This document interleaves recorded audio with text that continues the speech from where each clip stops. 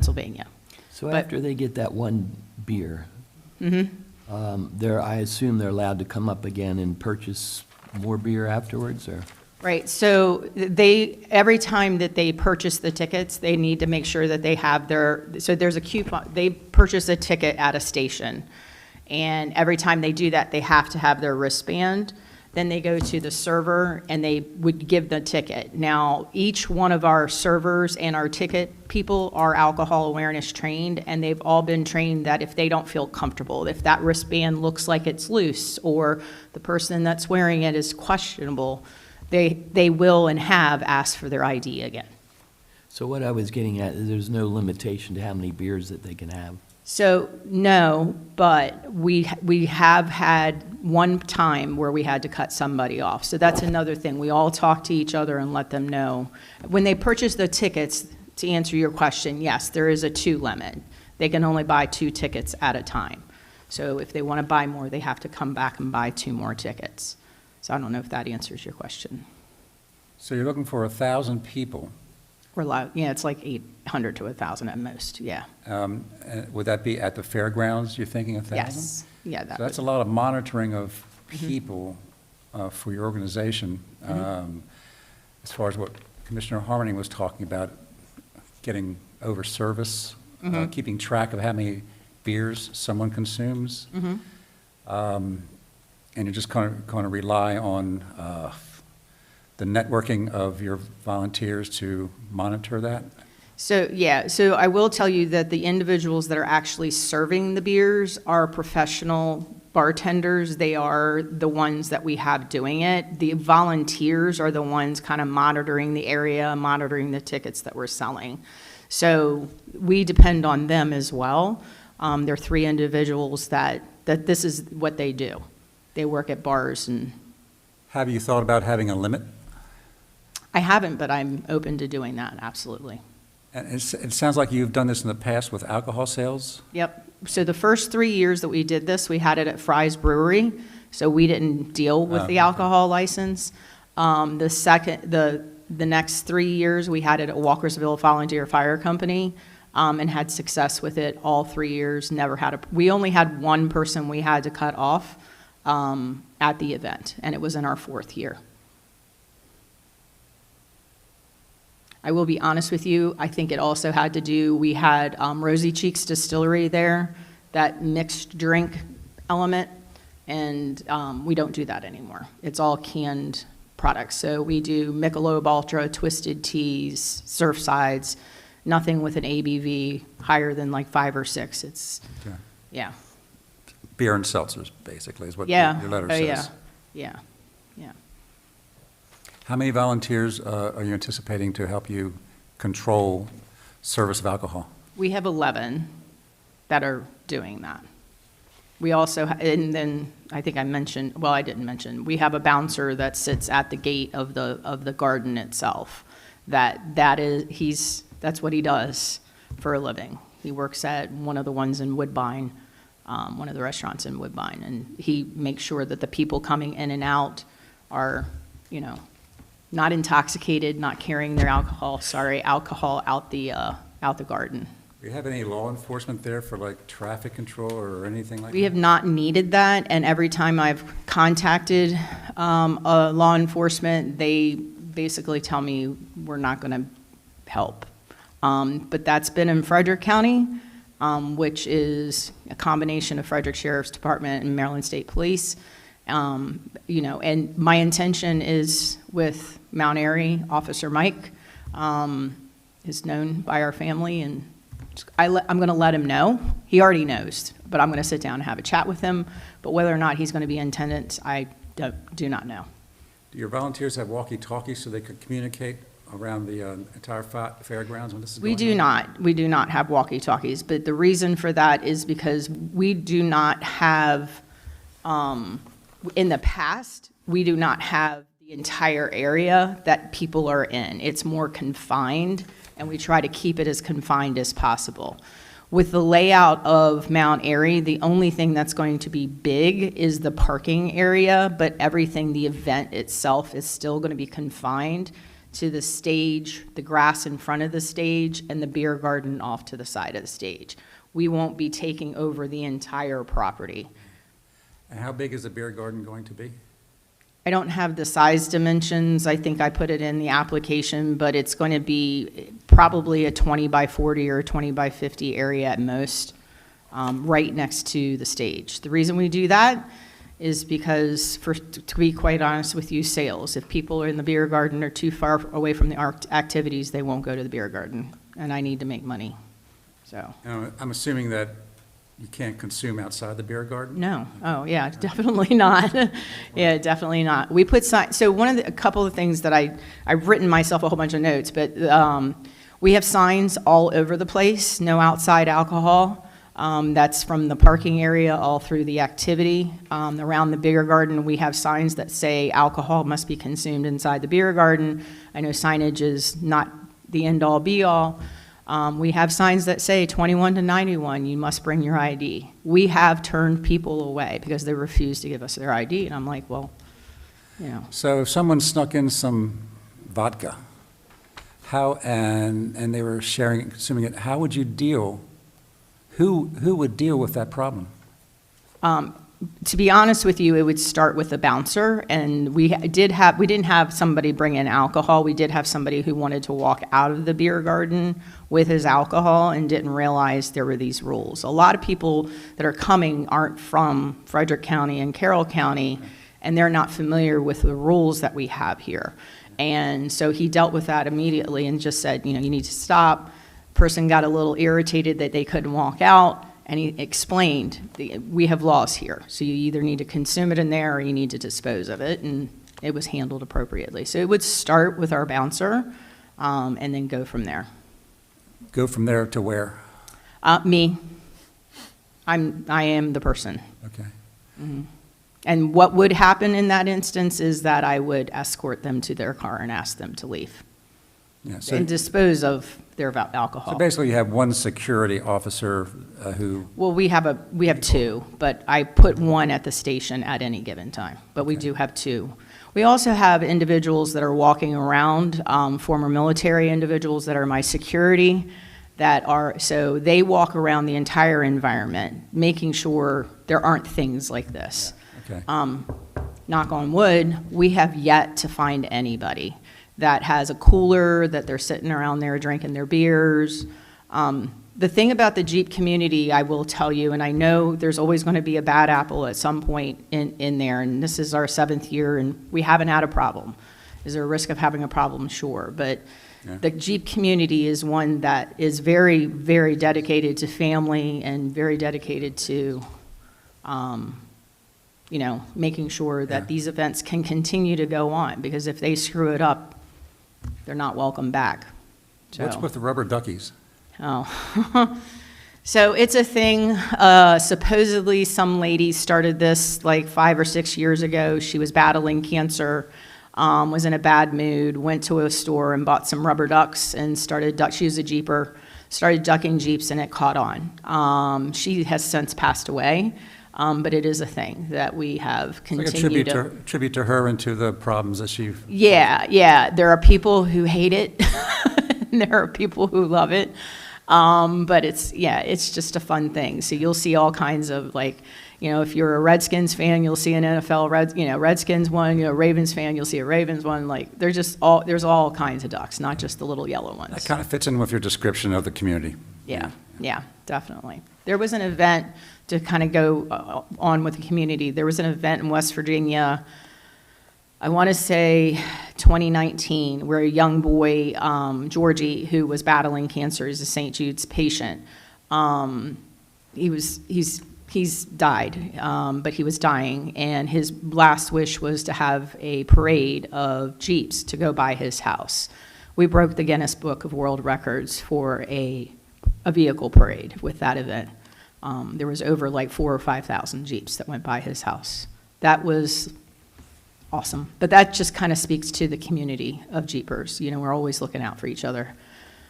Jeeps break all the time, so we have to look out for each other. So, trying to think if there's anything else. You said you're gonna go to flood zone. Mm-hmm. What are you gonna do there? We're not doing anything, it's just a way to introduce the property. By the time they're opening the property up to offer people the ability to kind of walk around and see it, typically these stops, if there's a shop, they'll buy something, but they don't, because of the time they get there, they don't consume any alcohol when they're there. It's just, I don't know if you've been to Flood Zone, but it's a phenomenal place. It's a phenomenal place to eat and hang out and have events. So to my earlier point, it's really just to introduce people in the community to businesses in the community. Because a lot of people don't know about Flood Zone. So, A lot of people do, it's pretty Awful crowded. lot of Yeah. people do know. well, yeah, they do. So they will be getting there probably, the earliest crew is probably, because I send them out in groups, the earliest crew is probably going to get there around 9:30 or 9:45. So they don't open till 12. So they're opening up for us, and they'll be serving sodas and waters and stuff like that, but no alcohol. And then there's the shop in there that's going to open up, and it's just an opportunity for people to walk around and check it out.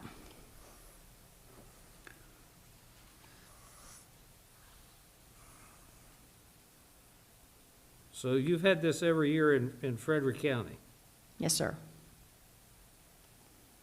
and maybe you covered this and maybe you didn't. But what's the need to move it to Carroll County? So when we left Fry's, so we did it for the first 3 years in Fry's, and in the third year, we were busting at the seams. And there was a little bit of risk and danger in there because they have one entrance that is the exit. And it just became too difficult with the number of Jeeps. So we moved to Walkersville Volunteer Fire Department. And then the fourth year, there was a massive rain, and we were forced to go inside the activities building, which holds maybe 75 people. And I had a lot more than 75 people. And in the sixth year, we had threat of rain. So it dramatically impacted my ability to raise money. We dropped at least $15,000 in money we've raised. So in the 6 years we've done this, we've raised over $125,000 for St. Jude. So we made the decision we needed to find a place that was more easier to deal with if we had rain. So Mount Airy has not only all the open fields, but the big plus is the band stage is covered. And then they have several pavilions that if I have to move things I can without a big deal. And it's cheap. It was $960 for me to do that. Walkersville was $800, but no cover. Any other questions on? Inspector Rumford, do you have any reservations about this, or? No, I do not. Okay. I think what she said, Laura said, and I can go attend it if you want me to go and attend it, but. I probably You don't think- need How many years have done You it? don't need a Jeep. This will be, so we started in 2020, so it's our 7th event, but 6 years, yeah. Personally, I would feel better if someone did attend it. Okay. We will go. I Can I don't bring a have my Bronco? other, Somebody should attend. Yes. And I would be happier if you established a limit. Okay.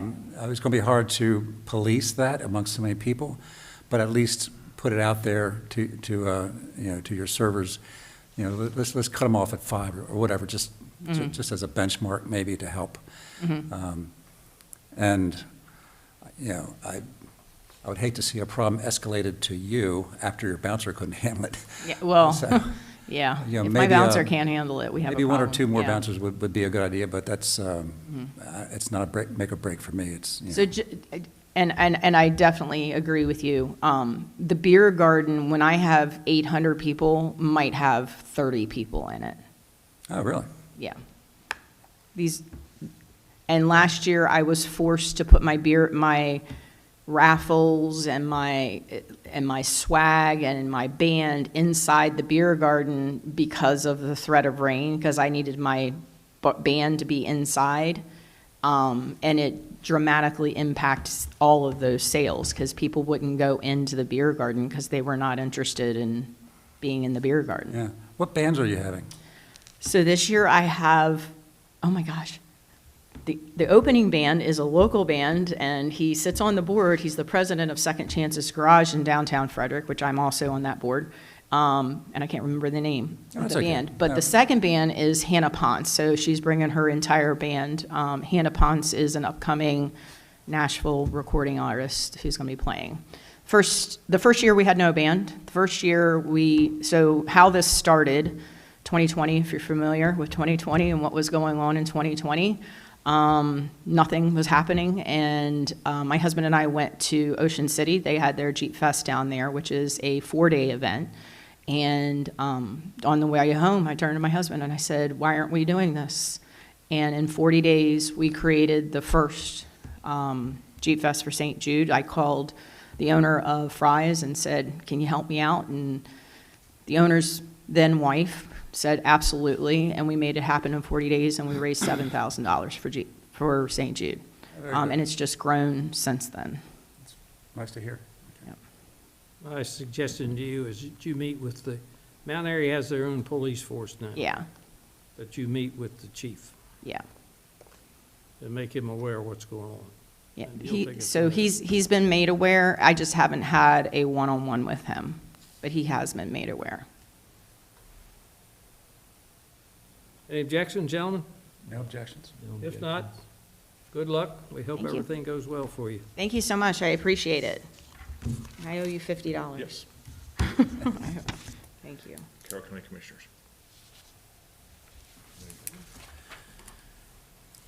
Okay. Routinely, we'll move on here. We have a application for a one-day liquor license from Molly Rose for Hampstead Fall Festival will be held on October 10th at 1219 Main Street in Hampstead. This has been going on for, What is 1219? Several years. Where's that location? Is it a? It's a Business? parking lot next to like a auto parts. Oh, yeah, okay. Okay. it's Yeah, no, downtown there where the, right. So will you I reach call out it to the me square. about It's not the coordinating square, being but there and there's a stuff? monument there. Okay. Dick Matthews used to have his tire company there. It's still a tire company. Yeah, okay. That's, Across the street from Down Pride Interiors. Thank you. I'll give you a call. yes, ma'am. Good luck. No objections. We have a request from Brian Zuber, licensee of Stratosphere Social, to expand their outdoor seating arrangement. And I think we have attached to that a So it looks like all large they're diagram. doing is just adding a That's a shading fire, tarp, right?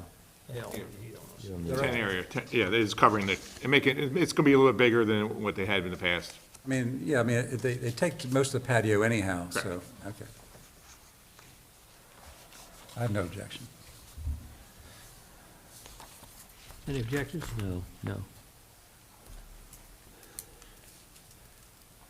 Next item is a one-day liquor license request from Sam Riley of Union Mills Homestead Foundation to conduct a ChrisCon Mark event on the premises known as Union Mills Homestead on November 21st of 2026. This is a Ongoing event. ongoing event. And the next item is also from Sam Riley of Homestead Foundation to conduct a Music on the Mill Race event on the premises known as Union Mills Homestead on August 23 and September 13th. Same. Those events have all No objection. No objection. been going on. Okay, that takes care of. You need those? I'll let you see 'em.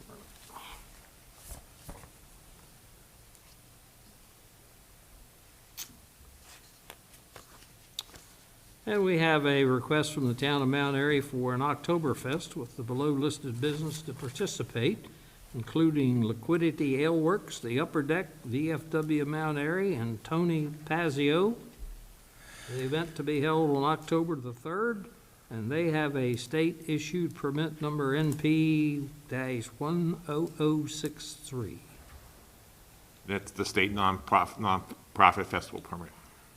Right, so our individual licensees have to just ask us for permission to participate. Yeah. I have no objection.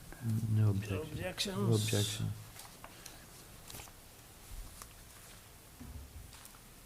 Okay, we did Mount Airy. And then, are you gonna do the next one? There's a one-day application for Beth pass on. We're gonna go down to, we got a one-day liquor license request from David Huffman of the town of New Windsor to conduct their annual Musical Main event on the premises known as Main Street, New Windsor, on October 3rd, 2026. They've had this event for many years. Their ongoing thing. No objection. No objection. Do you need this? A lot going on October 3rd. Well, we don't have our next case, so I guess, No, they're here. They're in this hall. The 10:30 case is here. well, get them in here.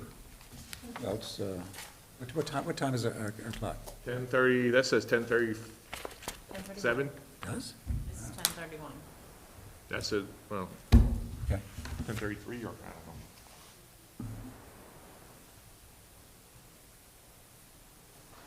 Next victims.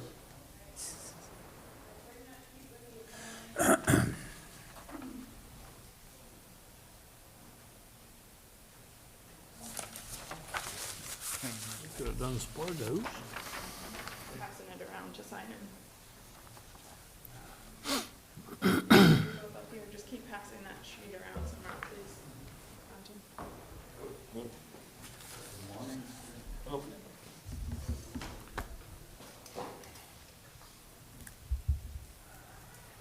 Okay, at this time, I would ask our attorney, Mr. Dixon, if he will call case 6633, please.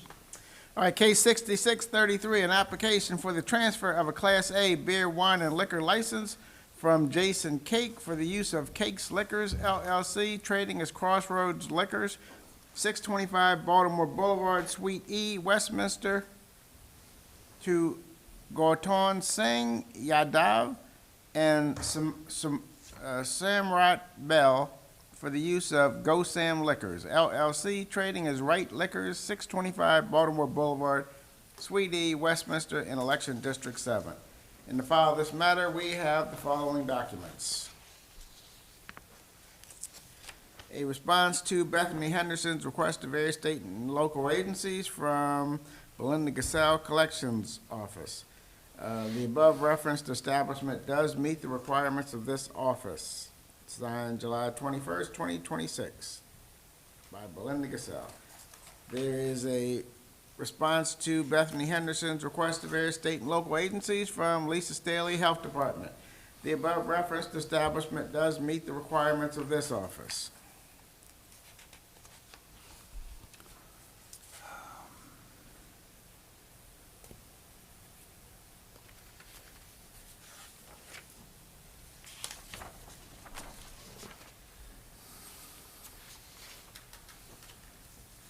There's a July 22nd, 2026 letter from Kyra Towles, Revenue Specialist. An audit of the account reveals that they are allegedly delinquent in the payment of any or all of the following: Maryland sales and use tax, Maryland corporate tax, need buyer's CR number for business.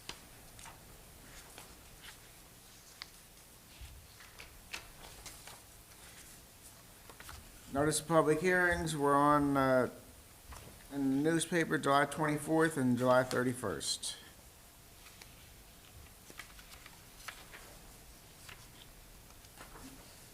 And then we have an application that has criminal background information, naturalization certificates, a lease, liability insurance, driving record,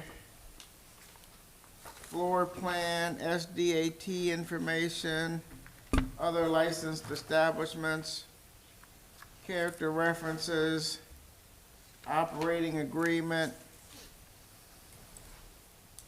articles of organization, purchase agreement, and bulk transfer application. I would ask that the file be entered into evidence. We'll accept that into evidence.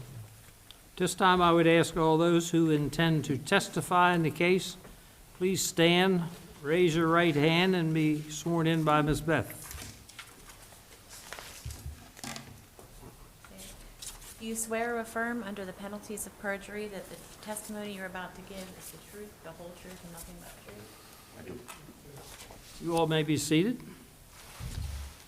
Good morning, Ms. Kelly. You may proceed. Good morning.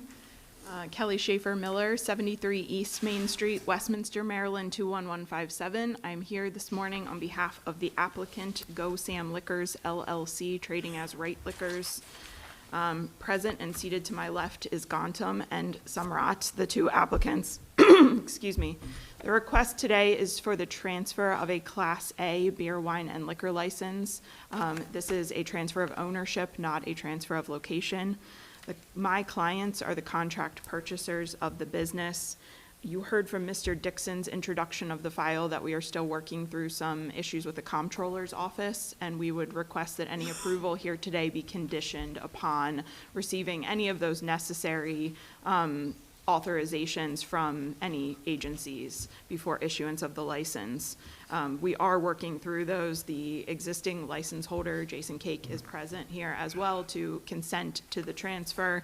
He is working through the items related to the existing LLC, excuse me, and my clients are working on the CR number related to the formation of their new LLC. So with that, I will begin my presentation of testimony.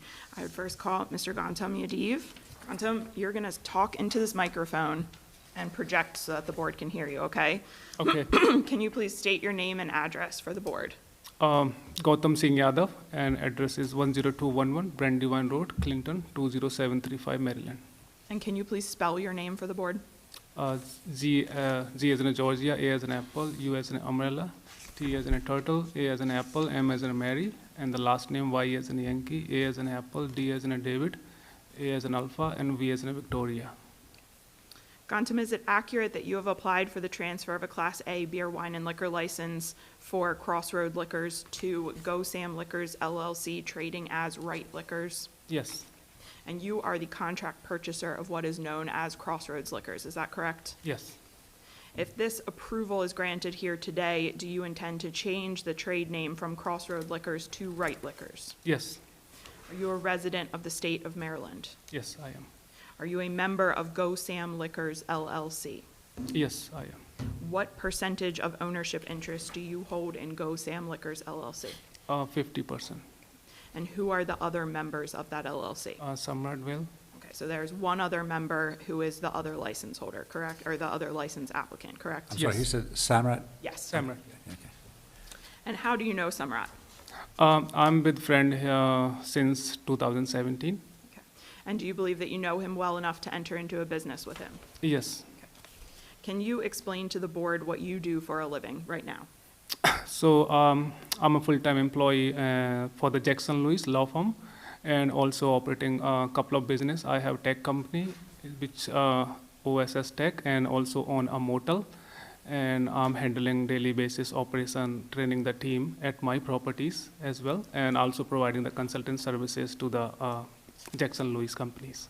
Okay, so you are a software engineer, Yes. correct? Yep. Okay, and you also own a motel, hotel, is that Yes. correct? Okay. And as part of your role in owning the hotel, do you manage and train employees at that facility? Yes, I do. You have also worked in your past as a waiter in a restaurant, is that correct? Yes. Okay. And in that role, when you were a waiter in a restaurant, were you responsible for age compliance checks, checking IDs and such? Yeah. Okay. And when you were in that role, did you ever receive any violation or have any issues with the liquor board? No.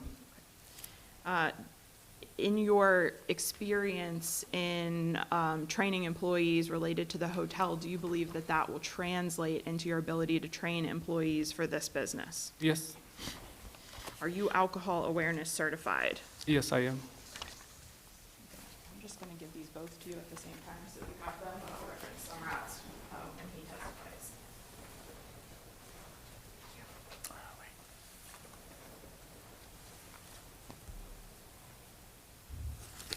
I I have marked as applicants Exhibit 1 a copy of Gantum's alcohol awareness certification. Applicants Exhibit 2 is Sumrat's certification, but I just figured I would give it to you at the same time.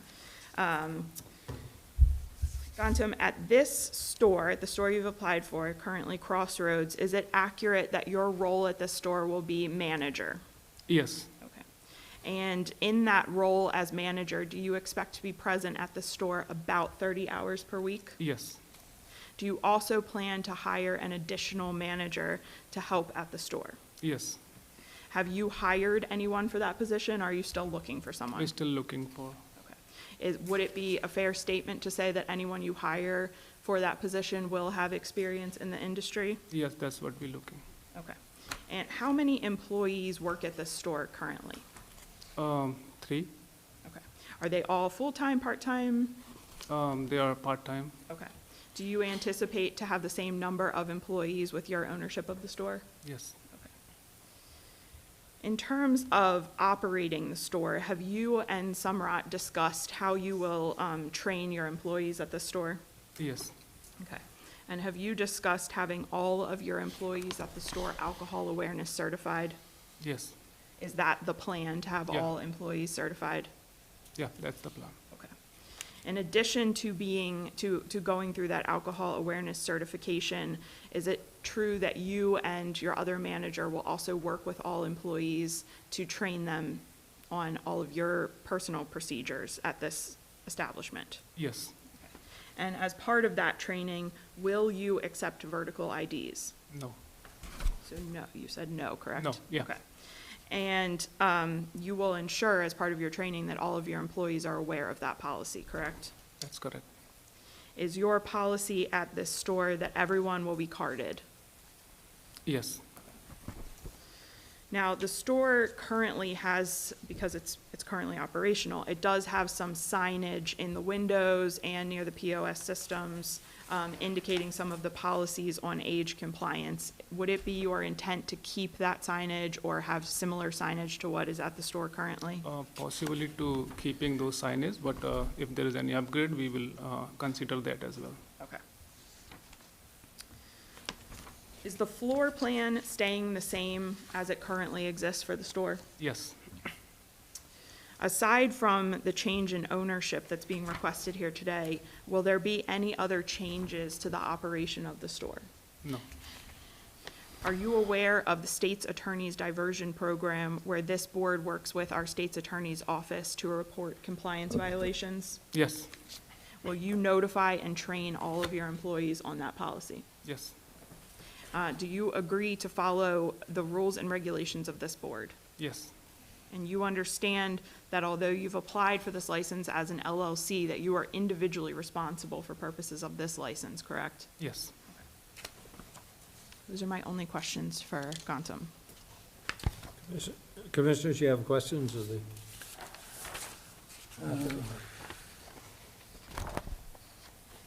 Not until I see the file.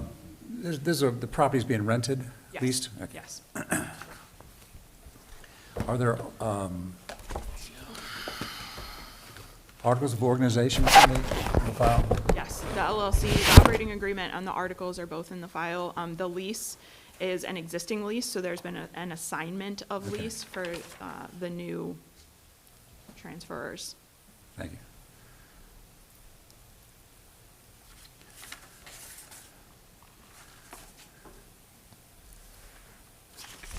Did you say they were both alcohol trained? Yes. So you do know the difference between vertical and horizontal license as far as which one to accept and which one not to accept? Yes, So which one would you not accept? the vertical, The which one? vertical, Vertical. And you're going to card everyone that comes in there, whether they're 5 years to 90 years? Anybody that comes in, you're going to card? yes,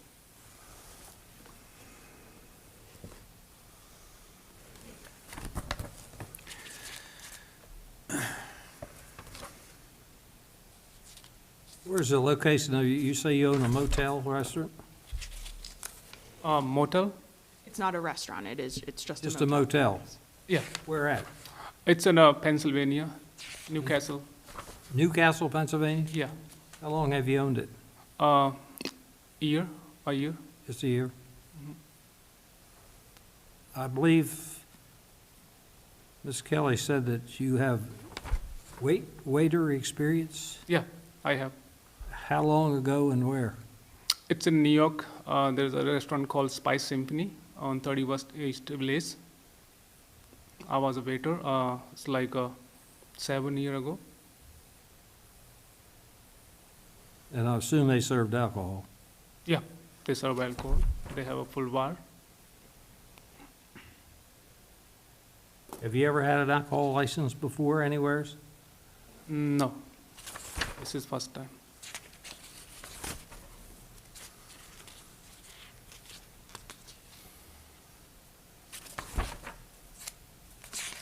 And I haven't seen the application, Ms. Kelly, but I think there was reference made to a couple outstanding accounts. That is correct. The State of Maryland Comptroller hold letter, for lack of a better term, indicated that there were taxes due for the existing entity. So we have made the current ownership aware of that, and they are working to resolve those. And then for the new entity, they needed to apply for their tax, their CR number. So they have been working through that as well. Good.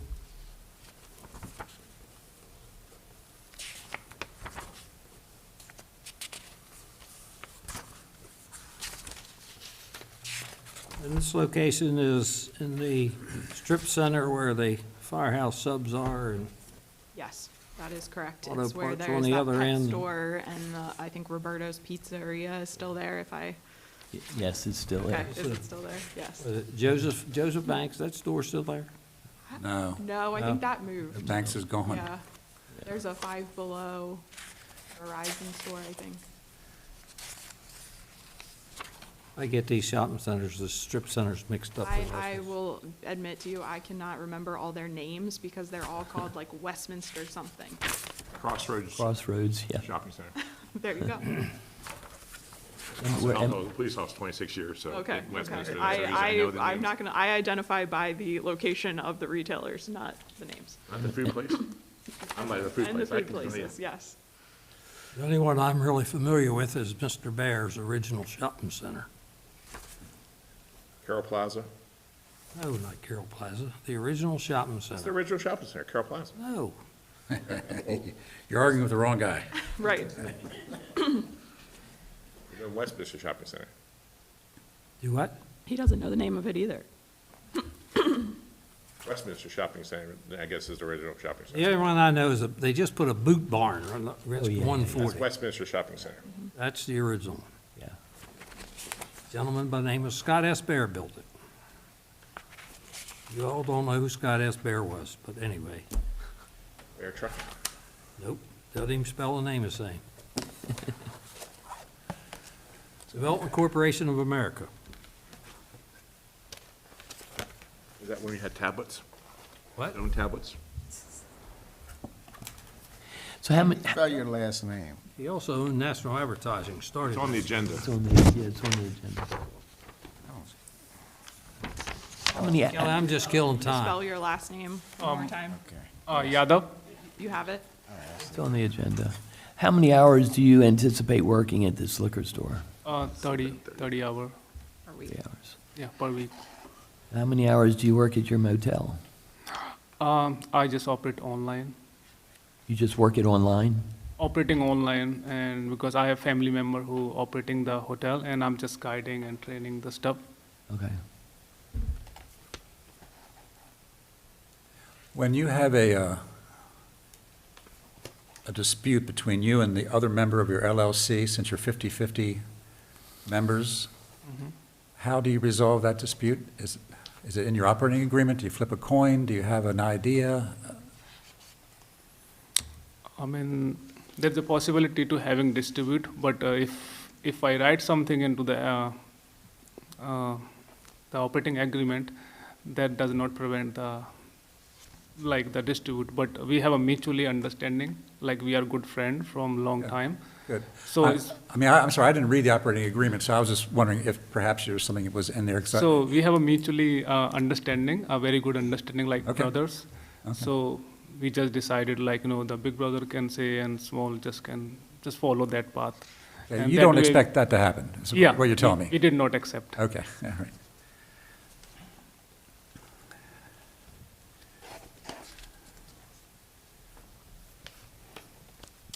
Any other questions of this gentleman? No. If not, Ms. Kelly, we could go to the next applicant. Thank you. I would next call Mr. Samrat Bell. Samrat, can you please state your name and address for the record? Hi, my name is Samrat Bell. Live at 1686 Flint Rock Court in Finksburg, Maryland 21048. And Samrat, you signed the application package that's before this board today, correct? Yes, I did. Does that package remain true and accurate to the best of your Absolutely. knowledge? Yes, And are you a member of Go Sam Liquors LLC? yes, What ownership percentage do you hold? 50%. And what is your current profession? I'm a real estate agent. Okay. And will you have a daily role in the operation of this establishment, or will you be more of a general oversight partner? General oversight, making sure that everything is being followed by the law. So Gantam will be the more on-site management presence, is that correct? Yes, and I'm available to assist because I'm closer to the store, so I'm available to assist at all times. Okay.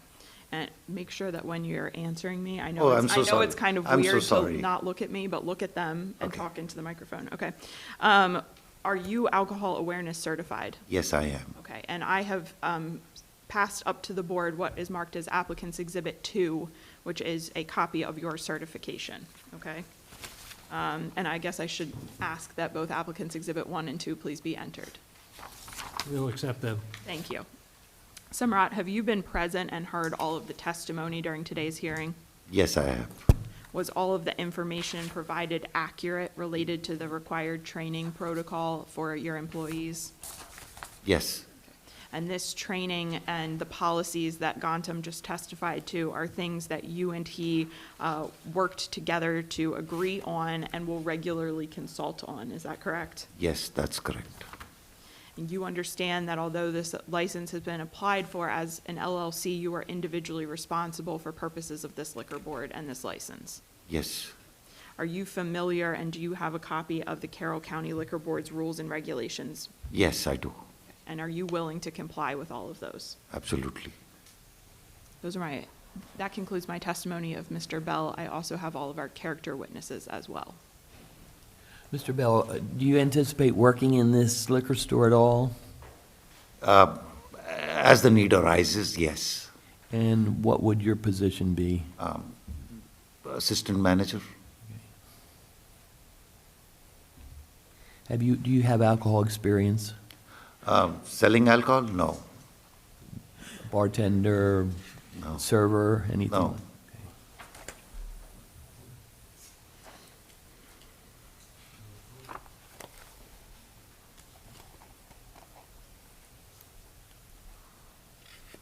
And do you also agree with your partner that you would be carding every single person that came in? absolutely.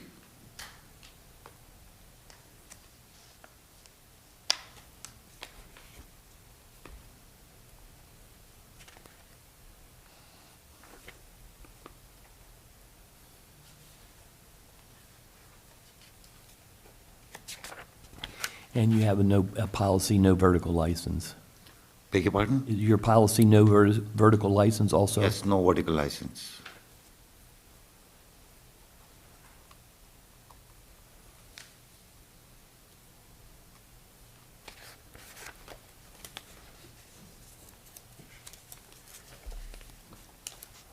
It was mentioned that there's going to be some training of employees. Are you keeping generally the same employees that are there now, or are you going to introduce some new people into the operation?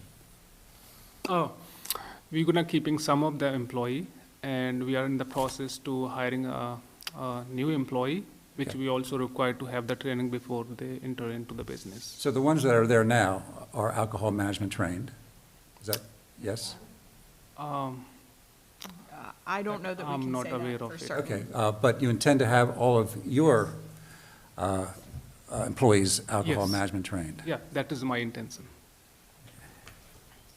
And I think that your attorney mentioned that maybe part of that training is introduction into the diversion program with our state's attorney's office, which is a good thing for our licensees to know about, and I appreciate that council brought that up and put it into the record, that you will tell all your employees about that. Yeah? Yeah. Good. Good, thanks.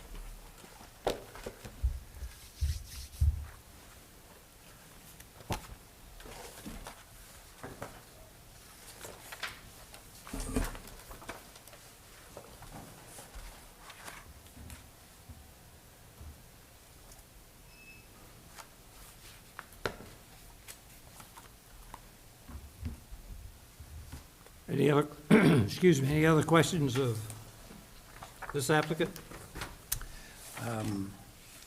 No, I don't. No. I don't.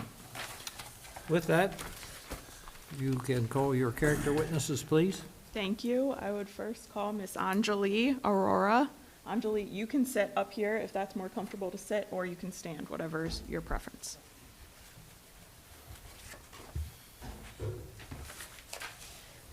Anjali, just a reminder to speak into the microphone and project for the board.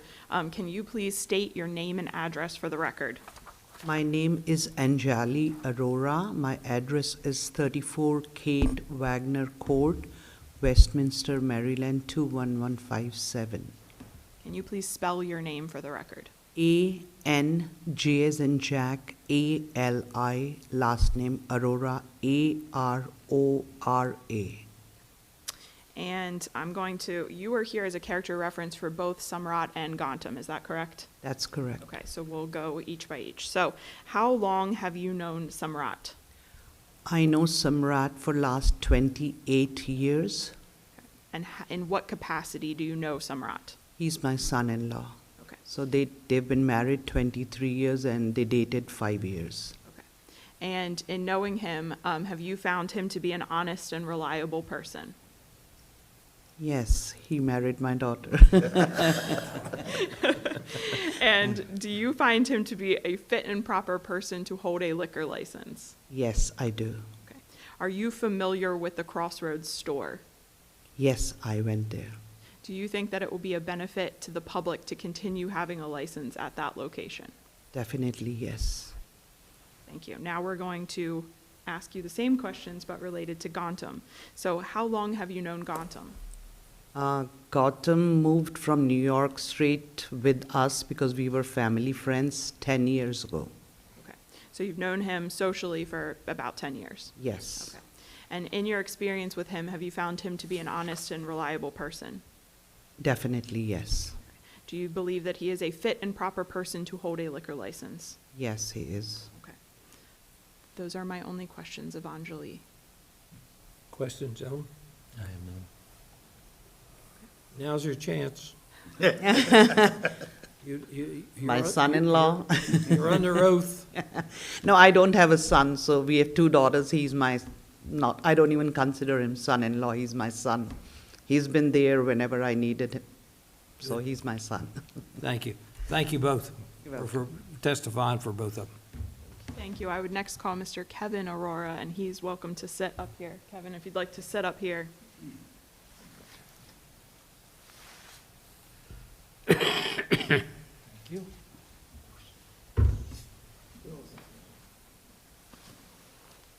Yes. All right, Kevin, you're going to talk into this microphone at the board when I ask you the questions, okay? Can Okay. you please tell the board your name and address? My name is Kevin Arora, A-R-O-R-A, and my address is 34 Kate Wagner Court, Westminster, Maryland 21157. And Kevin, you are here today as a character reference for both Samrat and Gantam, correct? Yes, Okay. And can you tell me how long you have known Samrat? about 28 years. For the last 23 years, he's been my son-in-law. And we knew 5 years before they were dating my daughter. Okay. And in your experience with Samrat, do you find him to be an honest and reliable person? Yes, very much. And as my wife said, she trusted him with her daughter. And do you find him to be a fit and proper person to hold a liquor license? Yes, Are you familiar with the Crossroads store? yes, Do you believe that it will be a benefit to continue having a packaged goods store at that location? yes. Now I'm going to ask you the same questions. How long have you known Gautam? It's a little over 10 years. Okay. And how do you know him? He was like a family member. He stayed with us, with his wife and family. So we've been constant off and on touch with, meet for the last 10 years in Maryland. Okay. In your experience with him, do you find him to be an honest and reliable person? Yes, very much. Do you find him to be a fit and proper person to hold a liquor license? Yes. Those are my only questions of Mr. Aurora. I have none. I have no questions. Thank you very much, sir. Thank you, Thank Kevin. I would next call Mr. Heron Mystery. You can sit wherever you're comfortable. Sit or stand. Yep. Good morning. Morning. Aaron, can you please state your name, spelling your name, and your address? Heron Mystery. I live in Waldorf, Maryland, 2935 Merchant Court. And my name is spelled just like Karen with an H. So it's H-A-R-E-N. And my last name is Mystery. It's M-I-S-T-R-Y. And are you here today as a character reference for both of the applicants? Yes, I am. How long have you known Samrat? Since March of 2023, And how do you know Samrat? socially. We met him, I met him at a temple. And in your experience with him, have you found him to be an honest and reliable person? Yes, I have. Do you believe that he is a fit and proper person to hold a license? Rising star, yes. Okay. Now, I'm going to ask you about Gautam. How long have you known Gautam? Same time, around the same months and years. Okay. And is it in the same capacity that you know him as well? Yes. Okay. Do you find him to be an honest and reliable person in your dealings with him? Yes, Okay. In your experience with him, do you believe that he is a fit and proper person to hold a liquor license? absolutely. Those are my only questions of Mr. Mystery. You came all the way from Waldorf? Yes, I did. I woke up at 6 o'clock. That's a long way. It is indeed. Any questions, gentlemen? No. If not, thank you very much. Thanks. Have a safe trip back. Thank you. That concludes our presentation of testimony. With that, testimony has concluded. Evidence has been presented. Would you like to make any closing remarks? I will just briefly say that I think you have two applicants who are very qualified, have a good reputation, and take that reputation very seriously. And they're excited about this new business opportunity and looking forward to working with you to transfer this license to the store. Thank you. With that, Inspector, do you have any comments? Just make a comment, the current owner is here, if you have any questions with Jason Cake, but he is here. Yes, Mr. Kate? You could come over to that microphone there. Yes.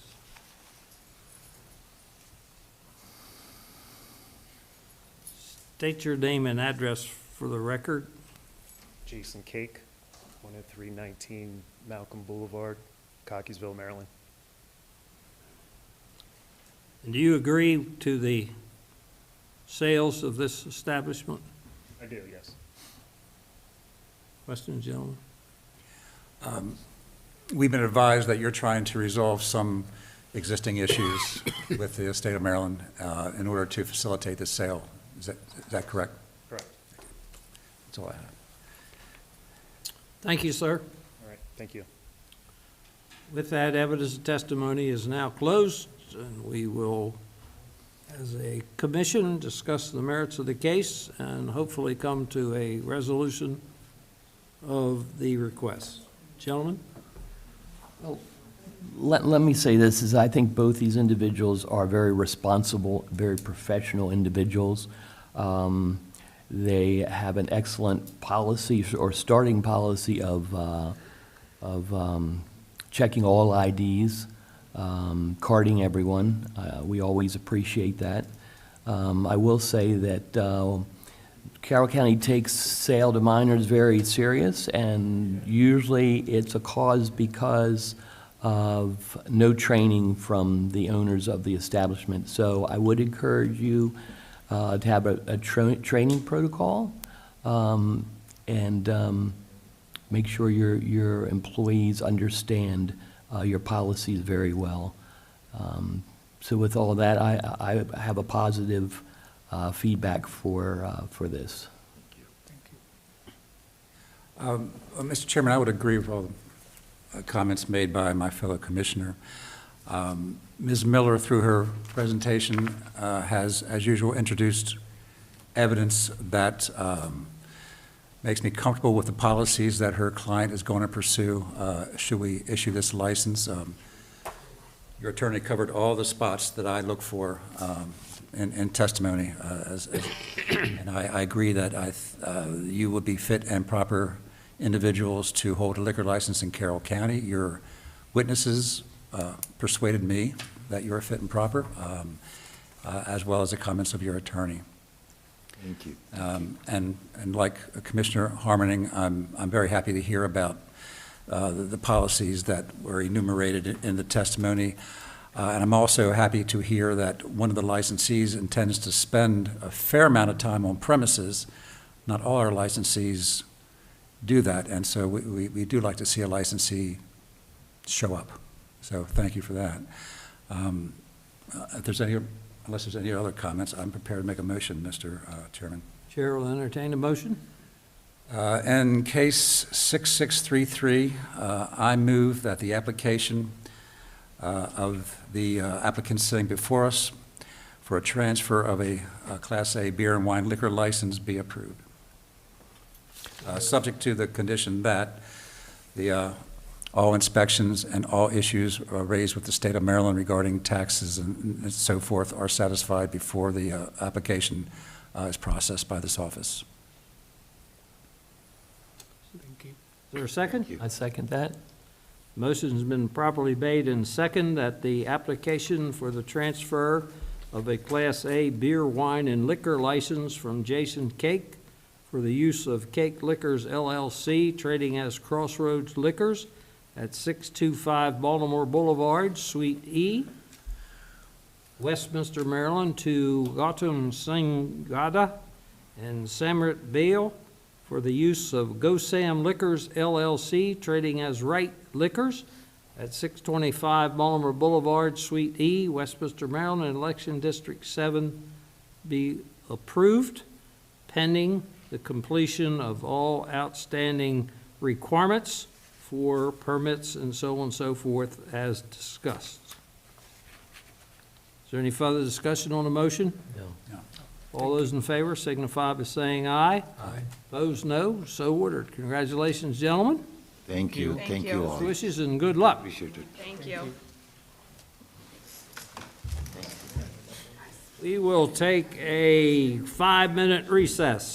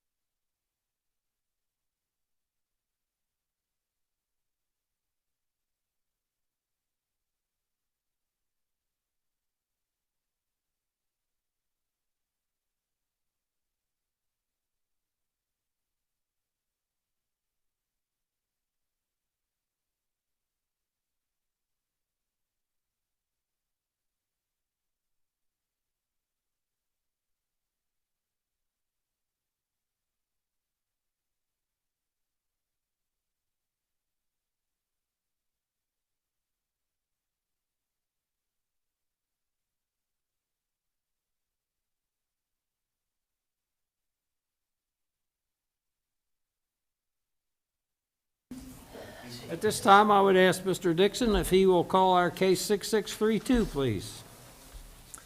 All right, case 6632, an application for a new Class B beer, wine, and liquor license from Bruce Sessom for the use of Farang Noi Sushi LLC, trading as San Sushi, 172 East Main Street, Westminster, in Election District 7.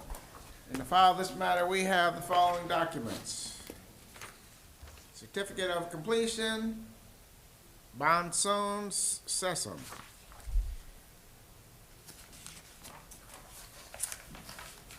There is a response to Bethany Henderson's request of various state and local agencies from Belinda Gassell Collections Office. The above referenced establishment does meet the requirements of this office.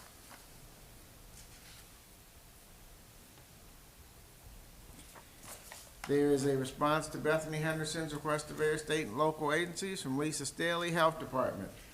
This establishment does not meet the requirements of this office. See attached memorandum. Facility is a change of ownership and must contact our office to conduct the process.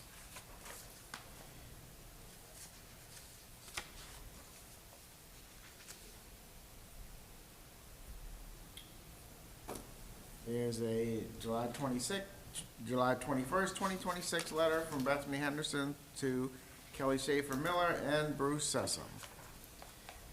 Notice of public hearings occurred on July 24th and July 31st. There's a July 2nd, 2026 letter from Kelly Schaefer Miller to the board. And there's an application that it includes a criminal background information, liability insurance, plot plan, a lease, driving record, a menu, floor plan, articles of organization, SDAT certificate, licensed establishments, and character references. I would ask that the file be entered into evidence. We'll accept that in evidence. At this time, I would ask all those who intend to testify, please stand, raise your right hand, and be sworn in by Ms. Beth. I'm sorry. You're the main person. Okay. Do you swear or affirm under the penalties of perjury that the testimony you're about to give is the truth, the whole truth, and nothing but the truth? Thank you. You may be seated. One last thing, the comptroller said that they need a valid CR number for business. With that, Ms. Kelly? Thank you. It's your part again. Good morning, Kelly Schaefer Miller, 73 East Main Street, Westminster, Maryland, 21157. I'm here today on behalf of the applicant. Mr. Bonsoon Sessom is present and seated to my left. We call him Bruce, so you will hear me refer to him as Bruce throughout today's hearing. We are here today requesting a new Class B restaurant beer, wine, and liquor license. You will hear testimony on this, but you're all probably familiar with this location. This is where the former Fat Cat Cafe was, and then there was Rare Opportunity Bakehouse, and then most recently it's been Starling's Bakehouse. So other food establishments, but not establishments with licenses. It is at the corner of Center and Main. Just as quick background, my clients are going to be doing some minor interior renovations. So they have submitted building permits, but we will not receive building permit sign-off authorization or health department authorization until those renovations have been completed. So we would request that any approval here today be conditioned upon receiving those authorizations. Likewise, my client has been working with the comptroller's office to confirm the CR number outstanding issue on that end, so we will request a recertification from the comptroller before any license would be issued as well. So with that introduction, I would call Bruce. So Bruce, just a reminder that you are going to project, speak loudly so that the board can hear you, and speak into the microphone looking at the board. So can you please state your name and address for the record? My name is Bunson Sessom.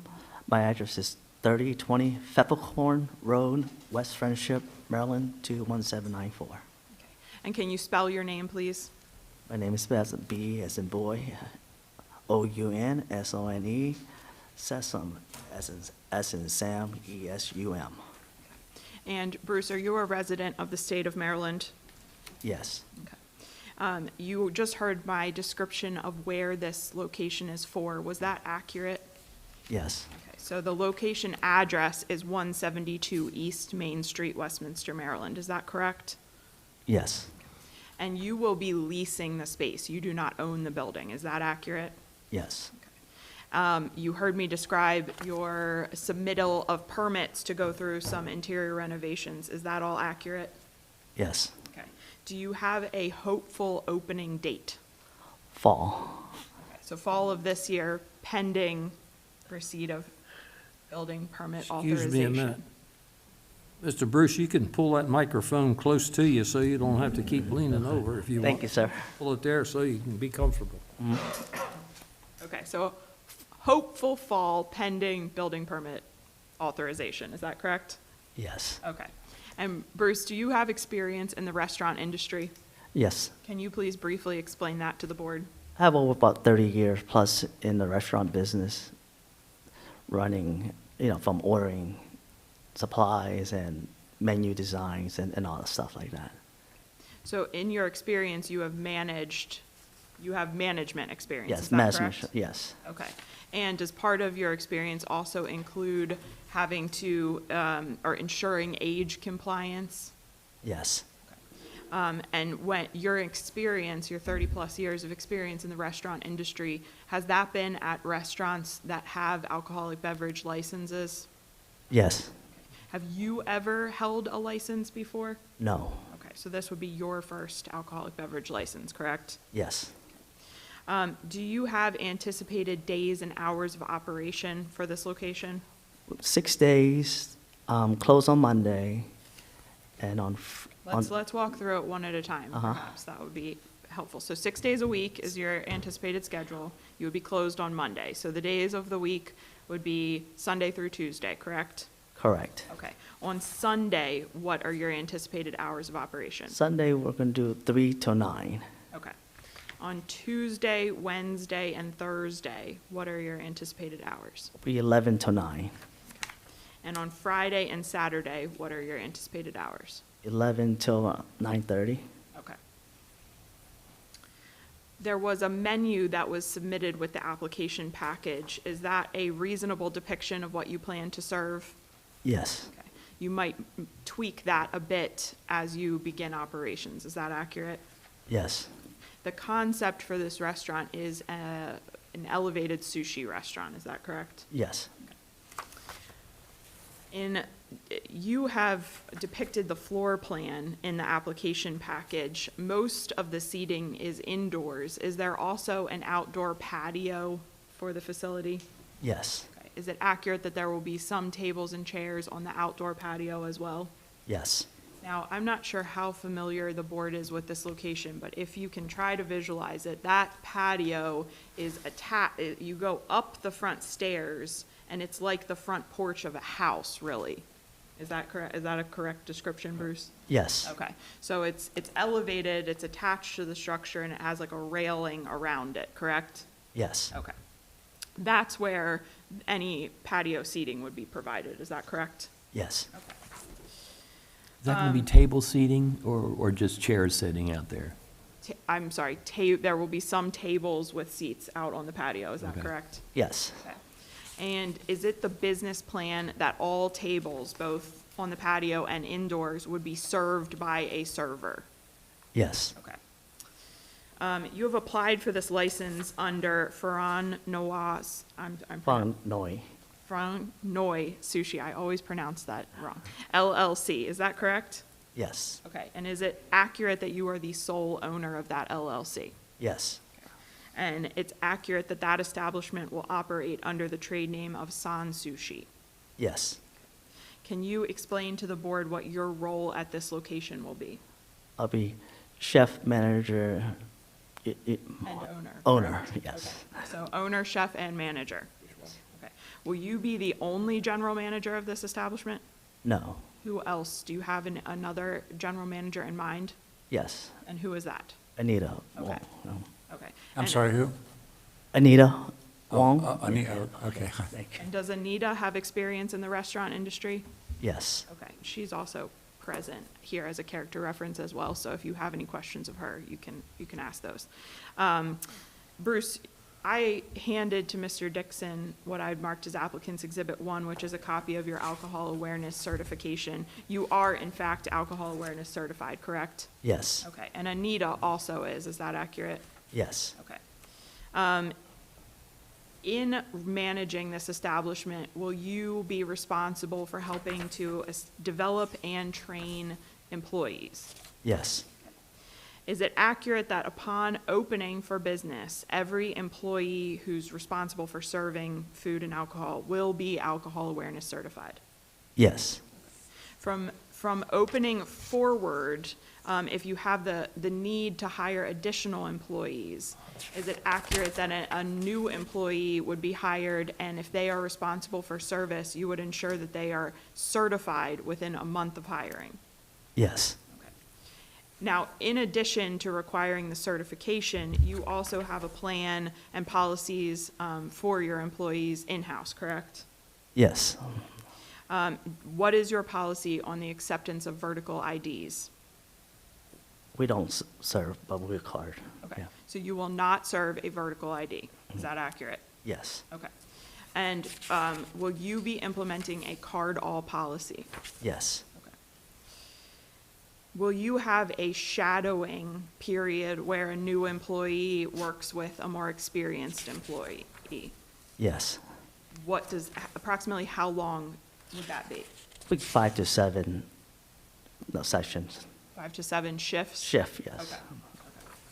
Okay. And that, when you say that range, that differs based on that person's level of experience coming into that role, is that correct? Yes.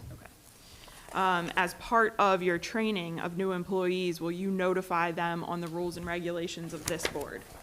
Yes. And you are also aware of this board's state's attorneys diversion program, where they work with the state's attorneys to report any compliance violations, is that correct? Yes. Okay. And you will notify your employees as part of their training of that policy, correct? Yes. Now, this is will be a new restaurant opening. You're not taking over an existing restaurant with a license. Have you considered placing signage around the establishment that notifies both customers and your employees of your policies? Yes. So would it be the intent upon opening to have signage that faces customers as they're coming in the door? Yes. And also faces your employees at the point of sales stations? Yes. Okay. Do you understand that although you've applied for this license as an LLC, you are responsible to this board as an individual? Yes. Okay. And you're familiar with this board's rules and regulations booklet? Yes. You're willing to comply with those rules and regulations? Yes. Those are my only questions for Bruce today. Question, gentlemen?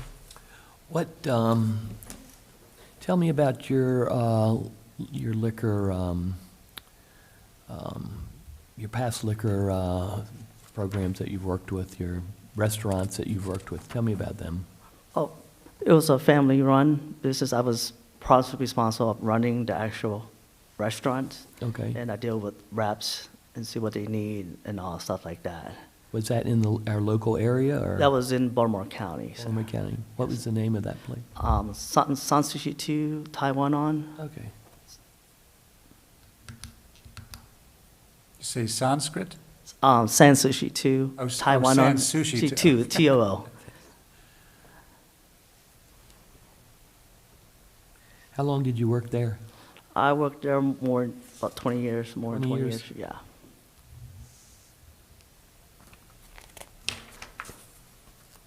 Were you a chef there as well? Yes, sir. I'm looking at your menu, it's fulsome. Take a lot of skill to do all these items on your menu. Yes, try to minimize and hopefully add more on the weekend insert. So like a specialty, keep it a little more, attractive and like some stuff that people try.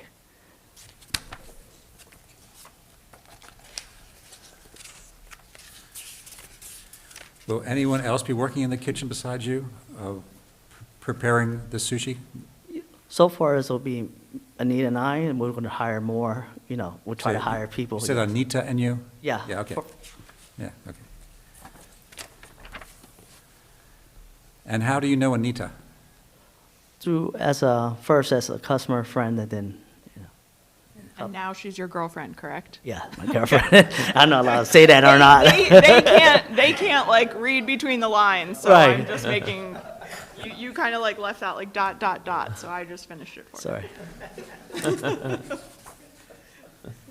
Will both of you be present at the same time, or are you going to do alternating? No, we will both be there full-time. So both full-time? Yeah.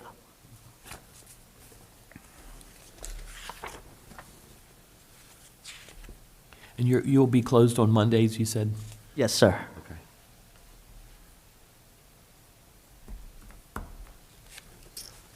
Any other questions? If not, Oh, I just have one question. So in Baltimore County, you worked at San Sushi TOO, Taiwan on. Taiwan on, and this will be trading as San Sushi, Yeah. San Sushi. Any corporate connection between the two businesses? No, just families, other than that. So San Sushi to Taiwan on is That's my brother's. Yeah. family, okay. Okay.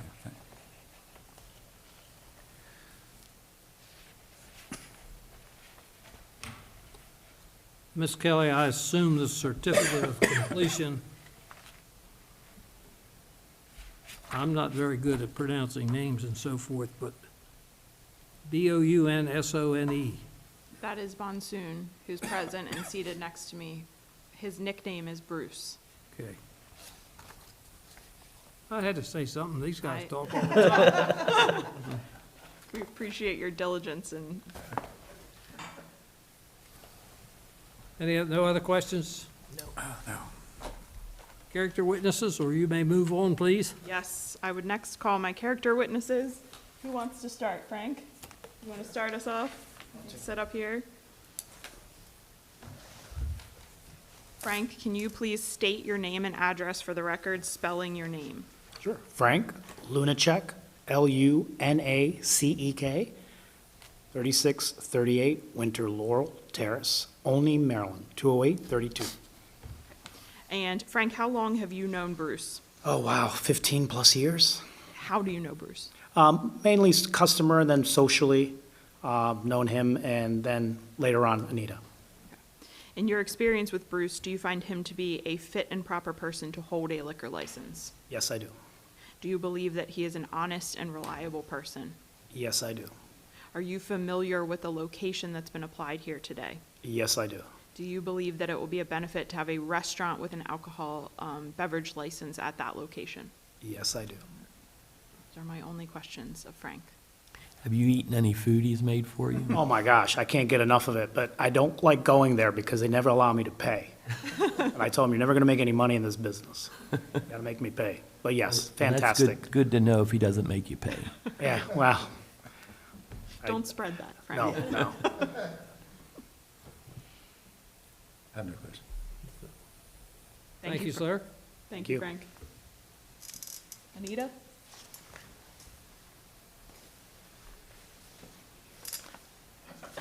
Anita, can you please state your name and address, spelling your name for the board? My first name is Kwok, Kwok, last name Wong. I go by Anita, and my address is 5231 Harvey Lane, Ellicott City, Maryland, 21043.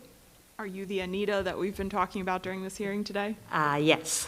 Okay. And how long have you known Bruce? 30 years Okay. this year. And how do you know Bruce? Through a friend. I was 19, I think, and we've been friends and together ever since. Ever since? Yeah. Okay. And your experience with with Bruce, do you find him to be a fit and proper person to hold a liquor license? Yes. In dealing with him, do you believe that he is an honest and reliable person? Yes. You are familiar with the location that's been applied for, is that correct? Yes. Do you believe that it will be a benefit to have a restaurant at that location with a package, or with a liquor license? Yes, for sure. Thank you. Those are my only questions of Anita. Gentlemen? Thank you. The only thing I can tell you is when he mentioned Anita the first time, he had a big smile on his face. Thank you. Great, now you do my turn. I would next call Mr. Galen Roop. Galen, can you please state your name and address for the board, spelling your name? Yes, my name is Galen Rupp. I live at 53 Ridge Road, Westminster, Maryland, 21157. And Galen, how long have you known Bruce? Over 25 years. Do you need him to spell his name, or are we good? R-O-O-P? O-O-P. Okay, just checking, just Or checking. backwards. Sometimes, we're just checking. Galen, how do you know Bruce? I met Bruce years ago, many, many years ago. I worked for Bees Distributing Company in Finksburg. And I was fortunate to meet Bruce and his entire family at Sand Sushi 2 in Taiwan On. And we became very good friends with the family. Every year at Christmas, we'd be there. Their food's just out of this world. And and we were just so excited to hear that they're coming to Westminster. It's just going to be a great fit for Main Street. Can't wait. I'm going to jump ahead in my questions. You're familiar with the location that's been applied for, correct? Yeah, I actually lived in that building years ago, so I'm pretty familiar with it. Okay. Do you believe that it will be a benefit to the public to have a restaurant with a license at that location? Yes, very much. In your dealings with Bruce, do you find him to be an honest and reliable person? Yes, Do you believe that he is a fit and proper person to hold a liquor license? yes, I do. Mhm.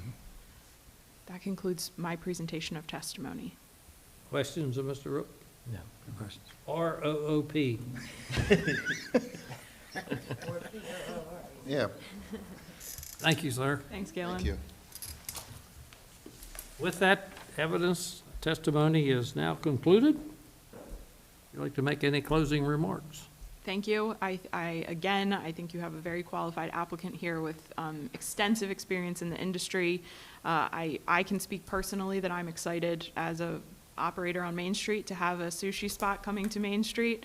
As you heard in my introduction, we would request that any approval here today be conditioned upon any outstanding agency approvals, permitting, health department, and that comptroller note as well. But we would request your approval today for a new Class B beer, wine, and liquor license. Thank you very much. With that, Victor, do you have any closing comments? I know Anita from other restaurants working in Carroll County, and I think that would definitely help. And I think, sounds like he'd be a fit and proper person to hold a liquor license, especially with Anita's help. With that, testimony, evidence, and everything else is closed, including the spelling of names.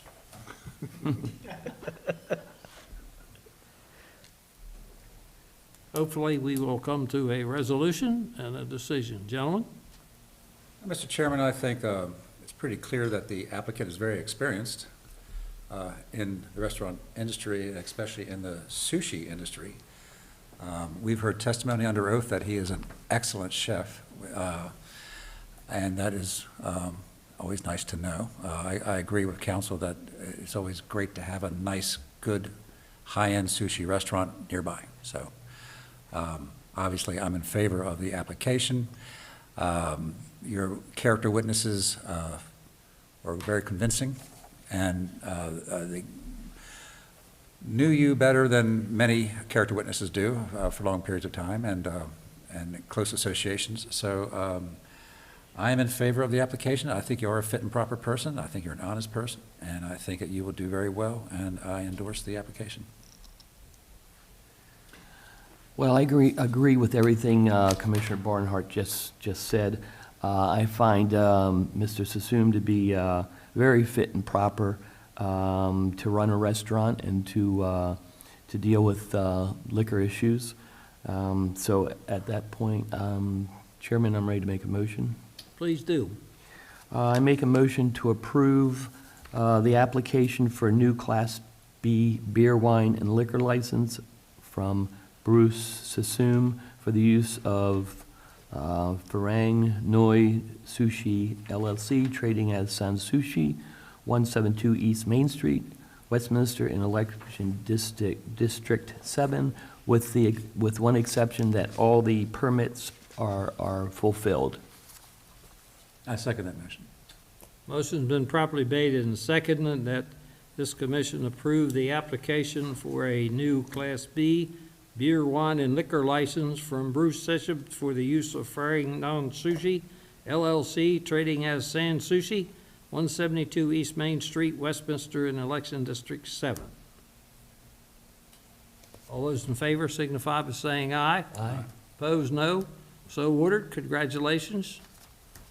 We look forward to many years of success there. Thank you. Thank you. Good luck. Thank you very much. Ms. Kelly, I have a question for you. That has nothing to do with this or anything else. Okay. Is there anything in Lee Arbaugh's old office? Is there another business there or anything? Do you know? It's closer, so I know. I don't know. Is that the same building, or is that technically a separate building? I think it's a separate building, but the sign, you know, has been there for years. Lee passed away years ago, and I didn't know whether. Salon somewhere there, but I don't know if it's in the same space or not. But I know that there's a woman who runs a salon either there or like Oh, is that right? immediately next to it. Very nice about it. That's all I have for you. Just stay on top of it. Okay. Take a 5-minute break, or we? Well, by the time that they switch people here, we'll probably be ready. Do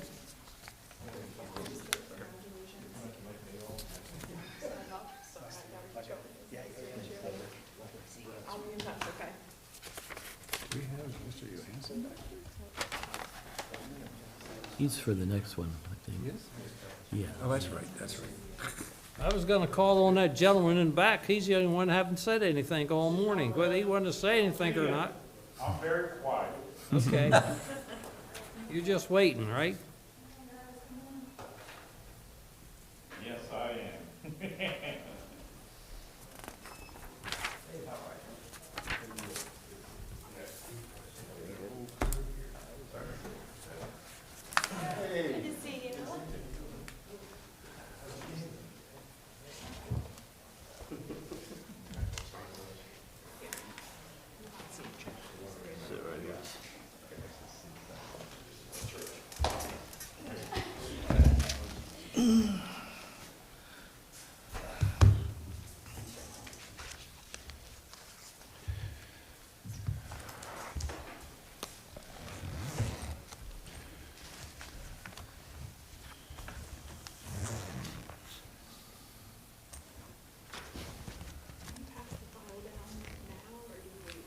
I wait until I introduce it and then I do it.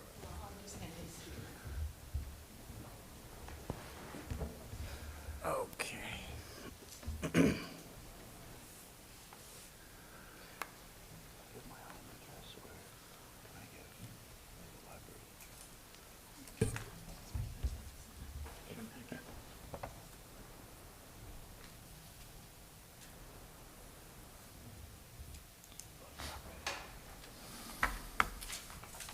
I memorized most of it.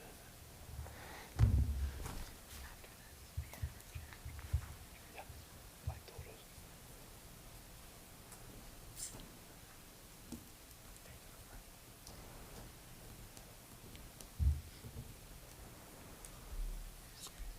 Ms. Kelly, are all of your people here? Yes, thank you.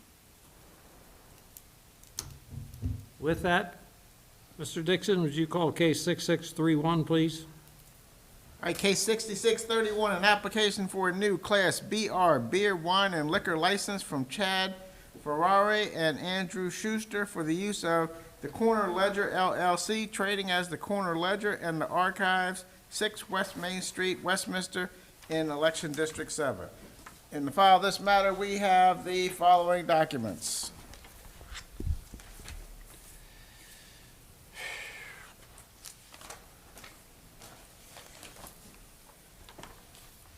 There is An August 7th, 2026 letter from Kelly Schaefer Miller to the Board of License Commissioners. Supplemental information from what's in the original application. Request for a Class BR BWL license instead of a Class B BWL license.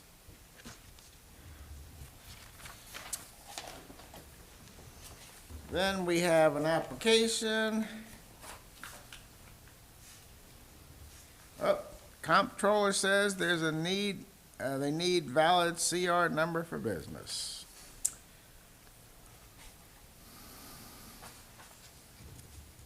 There is a response from Lisa Staley, Health Department, to Bethany Henderson's request to various state and local agencies. And the box is checked. The establishment does not meet the requirements of this office. See the attached memorandum.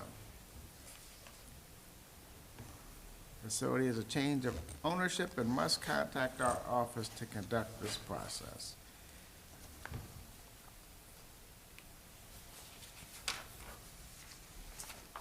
There's a July 21st, 26 letter from Bethany Henderson to Kelly Schaefer Miller, Chad Ferrari, and Andrew Schuster.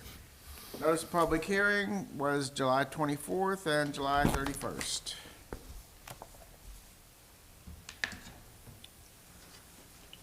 There's criminal background information. There's new MVA information.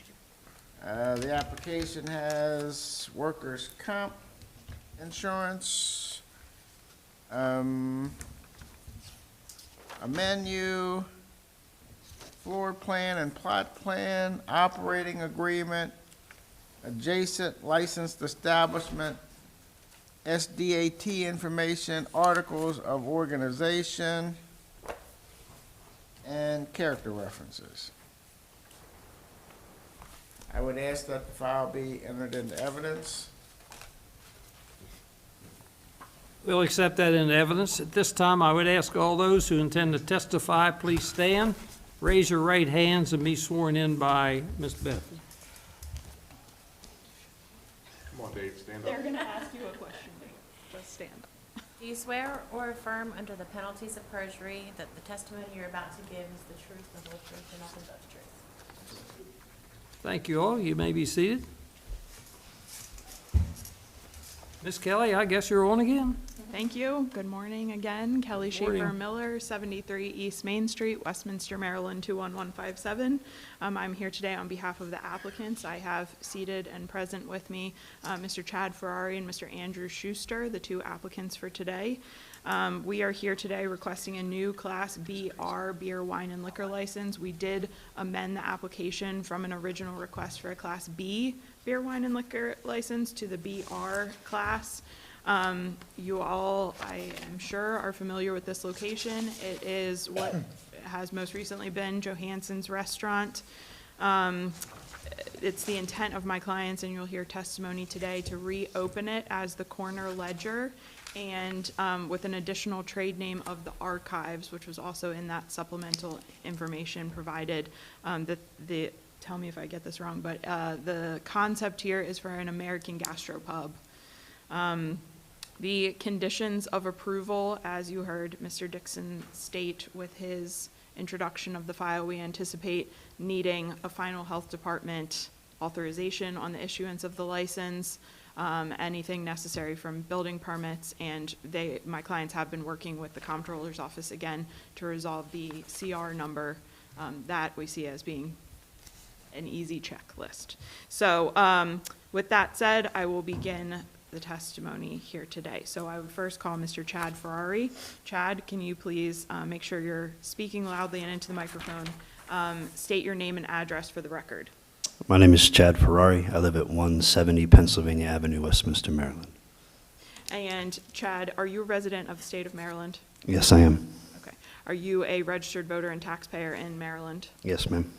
And is it accurate that you are an owner of Liquid Library, but you are not a license holder for that establishment? Yes, ma'am. Okay. Is this application for the location previously known as Johansson's? Yes. And you are applying for a Class BR beer, wine, and liquor license, is that correct? Yes, ma'am. Does everything else that was submitted with your application package remain true and accurate? Yes. And you will be leasing the space.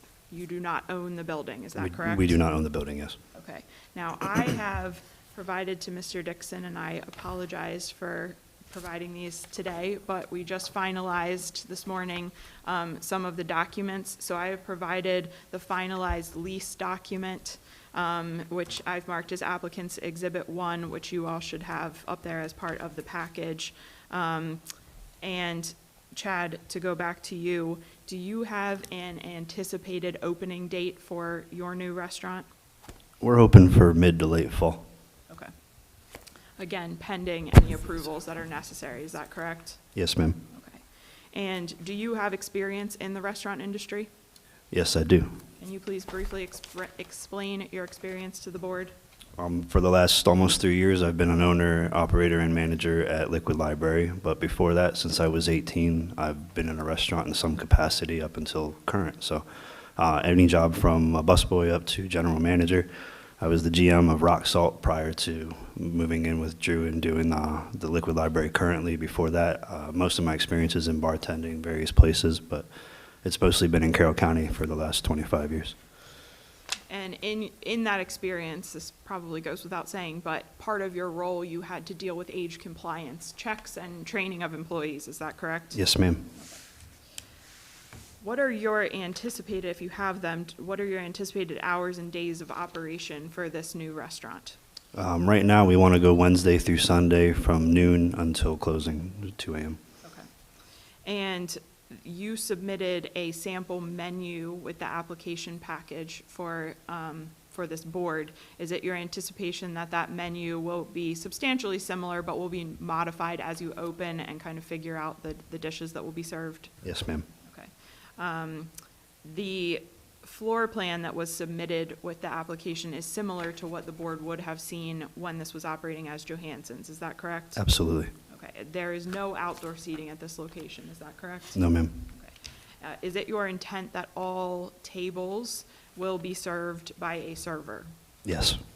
And the restaurant is in fact 2 floors, is that correct? Yes, ma'am. Okay. So, you heard me, well, we'll get to that in a second. You've applied for this license under the Corner Ledger LLC, is that accurate? Yes. Now, for sake of everyone's sanity, I am going to read from a page on the application. Within the application, we have explained the breakdown of the ownership interest for this LLC in a way that's hopefully very easy to understand for you. So, Chad, in the application that was submitted, the Corner Ledger LLC is owned by 2 other LLCs, is that correct? Yes, ma'am. Okay. Those 2 LLCs are Ferrari Schuster Restaurant Group, owning 75%, and Crafting Time Hospitality LLC, owning 25%. Is that accurate? Correct. Okay. Ferrari Schuster Restaurant Group LLC has 2 members. One is you, and one is Andrew. Is that correct? Yes, ma'am. Okay. And you both own 50% of Ferrari Schuster Restaurant Group LLC? Yes. Okay. Crafting Time Hospitality LLC also has 2 members. Those members are Cameron McKelvin and Michael McKelvin. Cameron owning 75% and Michael owning 25%. Is that accurate? Can you just give me 1 Yes. second? Sorry. Okay. Crafting Time has 2 owners, both McKelvins, right? Yes. Okay, and who owns what? Cameron owns 75%, and Mike owns 25% of Crafting Time LLC. Thank you. And just so you know, this explanation was written and was included in the very beginning of the application packet. So it's right after, if you're looking to have a point of reference here, it's right after page 9 of the application packet that sets this all forth as well. Is everybody feeling good on that explanation? Because I can break it down if I need to, but I tried to do it as. We have 4 way that makes individuals. sense. Yes. And 4 they. individuals, 2 LLCs, they all own the Corner Ledger LLC, which is the applicant here today. And And each LLC is 50%? Is it, that's No, what you said? Ferrari Schuster Restaurant Group is 75%. 75%. And then Crafting Time is 25%. Okay. Oh, I wrote down the opposite. So Crafting Time is 25% of The Corner Ledger. Corner Ledger, okay. Yes. Okay, thank you. Yes, you're welcome. Chad, is it accurate that this establishment that you've applied for will operate under the name of the Corner Ledger? Yes, ma'am. Do you also have a plan for an additional trade name of the Archives that will sort of denote the second floor? Yes. Okay. What will your role in this location be? To start, I'll be an owner and manager, GM, Okay. along with Andrew Schuster. Is it the intent that as you progress, that you would step back a little bit from the management and have more of an ownership role? Yes, our intent is to hire a general manager, and we would back out at that point and be more of a overseer. Okay. When you speak about hiring a general manager, is it your intent to hire a general manager as well as a bar manager? Yes. Okay. And you are sort of actively reviewing applications and considering candidates for those roles, is that correct? Yes, ma'am. Currently, we have 30 applications. Okay. And a general manager would be a full-time position at the establishment? Yes, ma'am. Would it be fair to say that any applicant you're considering has experience in the industry? Yes. And you will still have a active role as an owner in this establishment, is that correct? Yes, ma'am. Is it also your intent to have paid security on staff during certain hours of operation? Yes, ma'am. We'll have a paid security team from Thursday and through Saturday from 6 p.m. till close. Okay. And that is somewhat akin to how the establishment has always operated, is it not? Yes. Okay. And you are alcohol awareness certified, is that correct? Yes, ma'am. Okay. And you did your training through Carroll Cares, is that correct? Yes, ma'am. Okay. Will you have a role in developing and managing the training of employees at this location? Absolutely. How many employees do you anticipate having at this location? I don't know an entire total, but on a given moment or a night, I would say somewhere between 9 and 12. Okay. And is that range, the 9 to 12, is that everybody on duty, or is that just front of house No, servers? That would be front of house. Back of house, I'd say we'd have up to 6 probably back there as well. Okay. So up to 12 front of house employees at a busier shift? Yes, ma'am. Okay. And again, that's on duty at one time. That's not necessarily indicative of the number of employees overall that you'd have, correct? Correct. Okay. When you open for a business, is it your intent to have every employee who's serving food or beverages be alcohol awareness certified? Absolutely. And from that point moving forward, approximately how often do you ensure that new hires are certified? We plan on doing once a month. We'll send anybody that's not to the class. Okay, so once a month you evaluate your staff, and anyone who has not been trained from that point would be sent to the certification program, correct? Yes, ma'am. Okay. Now, would it be accurate to say that that's the policy for waiters and servers, but that bartenders will be certified upon starting their role? Absolutely. Okay. And in addition to requiring new front of house employees to become alcohol awareness certified, do you also have an in-house training system program for them? Yes, we will. As part of that, will you have an employee handbook? Yes, ma'am. And prior to opening, do you anticipate that there will be extensive employee training? Absolutely. What will your policy be on the acceptance of vertical IDs? We do not accept verticals. And when will your employees be required to request an ID from a customer? Anyone that looks under 40. Okay. And will new employees be required to shadow a experienced employee before they begin their duties? Yes, ma'am, for at least a week. As part of your in-house training program and your employee handbook, do you also notify and train your employees on the rules and regulations of this board? Yes, ma'am, we do. Now, in operating Liquid Library, you're familiar with this board's program, the state's attorney's diversion program, where they work with the state's attorney's office to report any compliance violations. Is that correct? That is correct. Okay. And you will notify all of your employees of that policy and how that all works. Is that correct? Yes, ma'am. As part of this in-house training program and the policies, will your employees be required to sign a statement saying that they are aware of all of these policies and have been trained on all of this material? Yes, ma'am. Have you considered placing signage around the establishment that's targeted at age compliance? Absolutely. What are your thoughts on that? Any of the visible spots on the bar upstairs and downstairs, as well as any other spot that it might be visible to the patrons. Okay. Will there be signage that is both targeted at customers as well as your employees? Absolutely. And do you understand that although you've applied for this license as an LLC, a limited liability company, that you as an individual are responsible in all relationship to this license itself? I do, yes. Are you familiar with this board's rules and regulations booklet? Yes, ma'am, I am. Are you willing to comply with all of those rules and regulations? Yes. Those are my only questions for Mr. Ferrari. Gentlemen, any questions of Mr. Ferrari? What will your hours be for the archives down in the lower bar area? Depending on what the turnout looks like, it might start a little bit later, maybe 4 p.m. until close, until we can get an established group of patrons down there, and then we'd like to open at noon even down there if we can. So, and when is your closing hour? 2 a.m. So we'll call last call at 1. I'm sorry, the answer was? Close at 2, but we'll call last call at 1. That actually raised a question that I meant to ask, which is the menu and the food service will also be offered the same on both levels of the restaurant, correct? Yes, ma'am. Okay.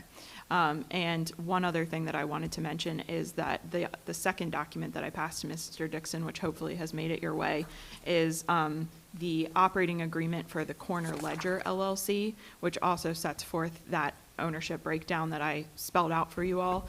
What was also submitted was the operating agreement for Ferrari Schuster Restaurant Group LLC, which is also part of your packet as well. So along those lines, there's a lot here to digest as far as the intricacies of the corporate entities. Does Corner Ledger LLC, well, I have the operating agreement, it's not signed, but it will be, I'm sure. Well, it's only not signed by my clients because I was waiting to see them today to get their signatures. So yes, it will be signed. So my question would be, will Corner Ledger LLC have officers? And No. if so, who are they? There are no officers of Corner Ledger LLC. The operating agreement specifies that the members will serve as the managers. So that will be those 4 people that you heard, Chad, Andrew, Cam, and Mike, Cam and Mike are also present here today as well. Okay, so they're the managers? Yes. The 4? Yes. And their responsibilities are equal, or are they apportioned to their membership interests? The LLC agreement does not necessarily break down the specific responsibilities, although it does specifically call out Andrew and Chad as Right. being the authorized persons for purposes of applying and receiving a liquor license. But it does not fully specify their individual roles necessarily. Right, but, so the 2 LLCs are made up of 2 members, and these LLCs have differing membership interests in the Corner Ledger LLC. Yes. So the operating, the managerial weight will be with which LLC? The 75% LLC? I would say yes. Ferrari Schuster, as you heard Mr. Ferrari just testify to, both Chad and Andrew will serve as managers and owners of this establishment and be regularly present. Right, and so the operating agreement allows for officers, but you're not going to go that direction yet? Right now, there's no officers intended. Okay, and this is the only thing I've seen so far, so. Oh, I apologize. No, There no, should it's be a not your second fault. one. No. It's floating around up there I somewhere. would have made it earlier, but a tree took down the electricity at my house, so it was, It'll be a few days. That has been a Is there a recurring file? George has got it, or had it. I already saw it. Okay, thanks. Passed down there. No, I haven't seen it.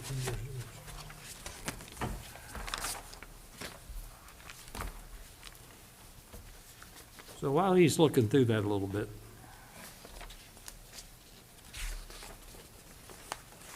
Ray Schuster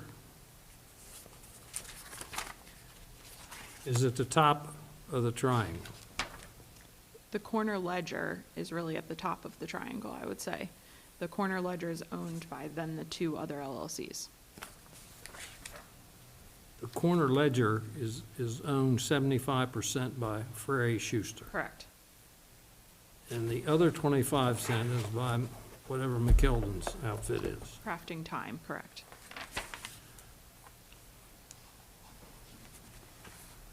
Who is the residing, or who is the general manager of the establishment? Right now, the GM role will be falling with Chad and Andrew. But as you heard Chad speak to, the intent is to hire a full-time GM, and they are in the midst of reviewing those applications. But my point is, if a question comes up,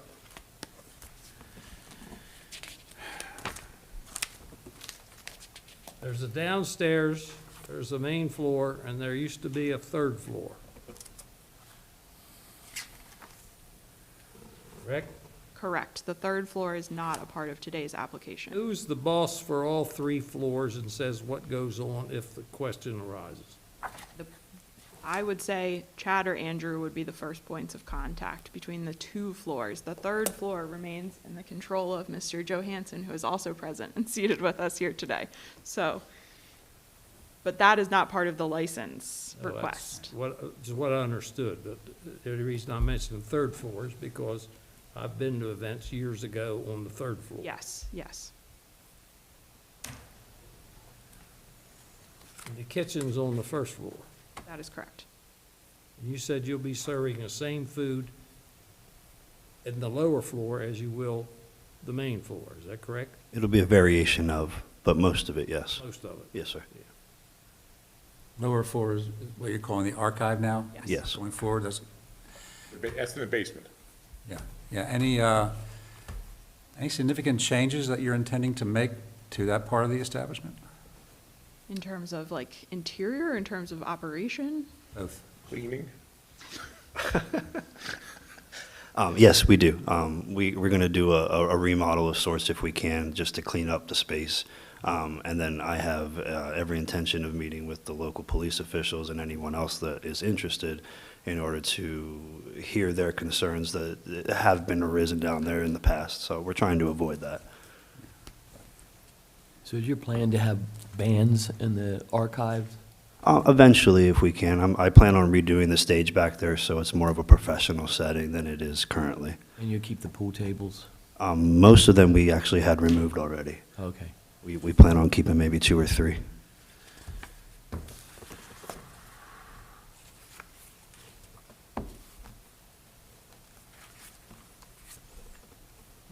We might as well keep it here. Yeah, let me just take a look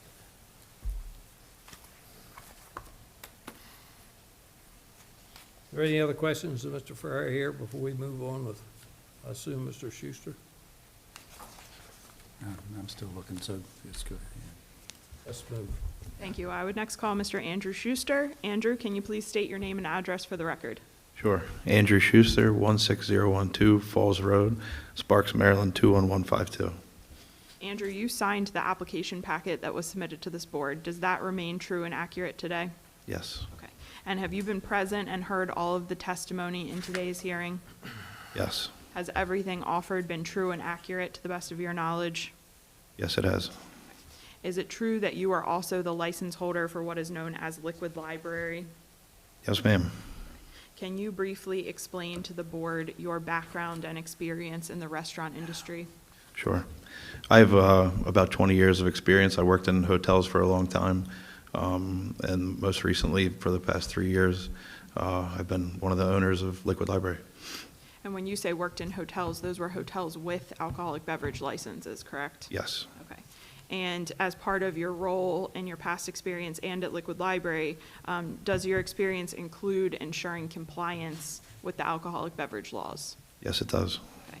And you've also had an active role in your career in developing the training of employees in age compliance, is that correct? That is correct. What will your role be at this establishment? I will be co-owner with Chad and for the foreseeable future, working as general managers. And are you alcohol awareness certified? Yes, ma'am. And you also went through Carroll Cares certification process, correct? Yes. Okay. And as part of your role at this establishment, will you work with Chad to establish the training protocol for the new employees? Yes, ma'am.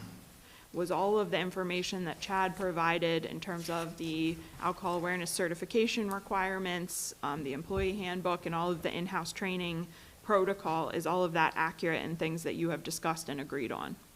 Yes, ma'am. You understand that even though you've applied for this license as an LLC, that you are individually responsible for purposes related to this board and this license?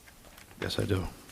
You have a copy of the Carroll County Liquor Board's rules and regulations. Absolutely. Are you familiar and willing to comply with those? Yes. Those are my only questions of Mr. Schuster. Any questions of Mr. Schuster, gentlemen? So this may have already been testified to. I'm sorry if I missed it. On policies, carding is what? What is your policy again? Our plan is to do the same as we do at Liquid Library, where they are expected to card anyone that looks like they're under the age of 40. Okay. And we do not accept vertical IDs. Right. And the training protocol, can you describe that for us, that you will have in place? Either of you can speak Yeah. to these two. So we'll have an employee handbook, much like what we do now, which states pretty generic stuff, but generally they're going to have to go through our own version of alcohol awareness and what we expect as owners, and the policies and procedures that we expect of them if they run into a problem, much like what they learned through the Carroll Cares Act. And it will include information about the diversion program, I take it? Yes, ma'am. And we have them sign a packet at the end that says that they have read and comply with everything. You didn't happen to bring that handbook, did you? No, we're still working on it for the current place. How about for the other place? It's going to be the same handbook, right? It'll be a little different because of the size of the place, and I don't know the procedures yet because I haven't gotten in there to actually see how it's going to work, but I can submit that handbook to you if you'd like later when I'm done with it. It looks like the Liquid Library has a very good record on compliance checks. Yes, sir. No violations that I see here. No, sir.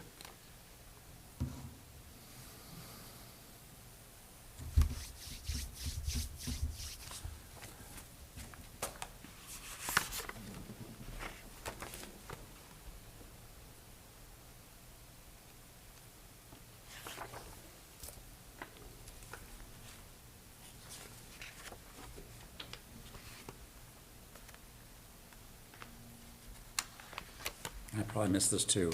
You think about a fall opening, was that the testimony? Originally, we were hoping September, but we've been delayed a little bit, so probably mid to late fall. Okay. And the delay is in connection with renovations you're trying to make downstairs? We do want to make some reservations, yeah, or renovations, I apologize, yes.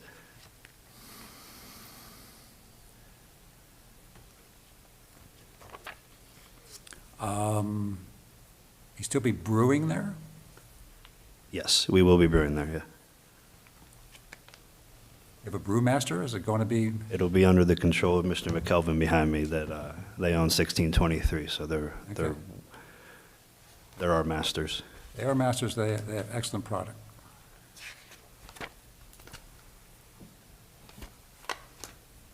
Have you applied to a state license? No, that hasn't started yet. The anticipation is that that will not start it as soon as, hopefully, the restaurant operation, but.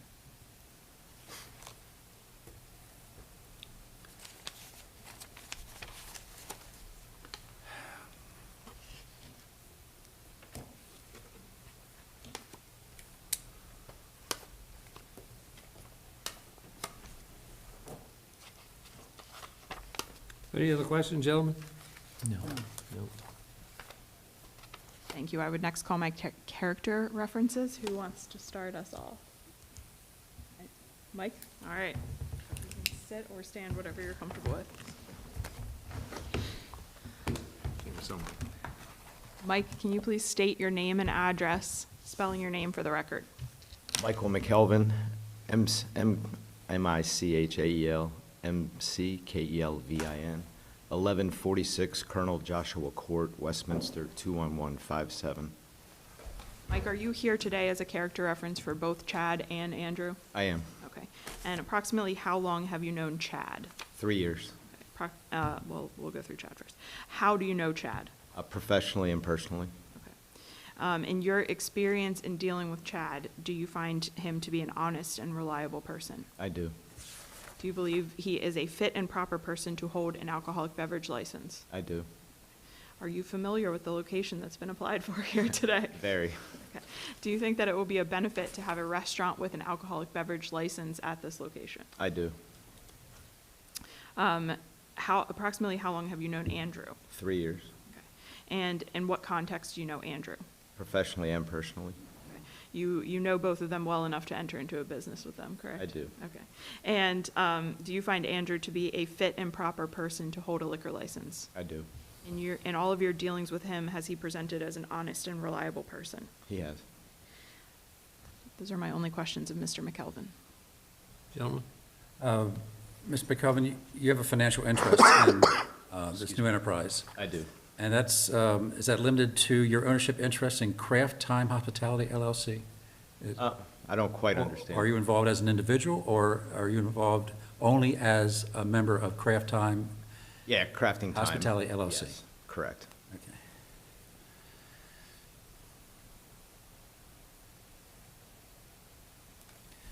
So when you sign or when you will sign a lease for this enterprise, it will be as a member of the LLC? Exactly. Okay. And just to clarify, the lease has been signed. Again, I need to get my client's signatures right after this hearing, but Mike's signature is on the copy that you all have in front of you. Thank you. That's all the questions I have. Any questions? Thank you, Mr. McKelvin. Pam, you want to come next? Pam, can you please state your name and your address for the record? Cam McKelvin, 1146 Colonel Joshua Court, Westminster, Maryland, 21157. And just to alleviate anticipated questions, you are the 75% owner of Crafting Time Hospitality LLC, correct? Correct. Okay. And Cam, you are here today as a character reference for both Andrew and Chad, is that correct? Correct. Okay. Approximately how long have you known Chad Ferrari? About 3 years. Okay. And how do you know Chad? Personal and professional. Okay. And in your dealings with Chad, have you found him to be an honest and reliable person? Yes. Do you believe that he is a fit and proper person to hold a liquor license? I do. Are you familiar with the location that's been applied for here today? I am. Okay. And do you think that it will be a benefit to the public to have a restaurant with an alcoholic beverage license at that location? I do. Approximately how long have you known Andrew Schuster? 3 years. Okay. And do you know him in the same capacity that you know Chad? I do. Okay. Do you find Andrew to be a fit and proper person to hold a liquor license? I do. Do you believe that he is an honest and reliable person in all of your dealings with him? Yes. Okay. Those are my only questions of Cam. I have no questions. I have no question. Thank you very much. Thank you. Thank you.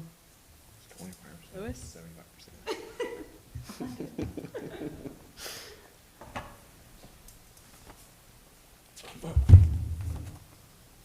Louis, can you state your name and address for the record, please?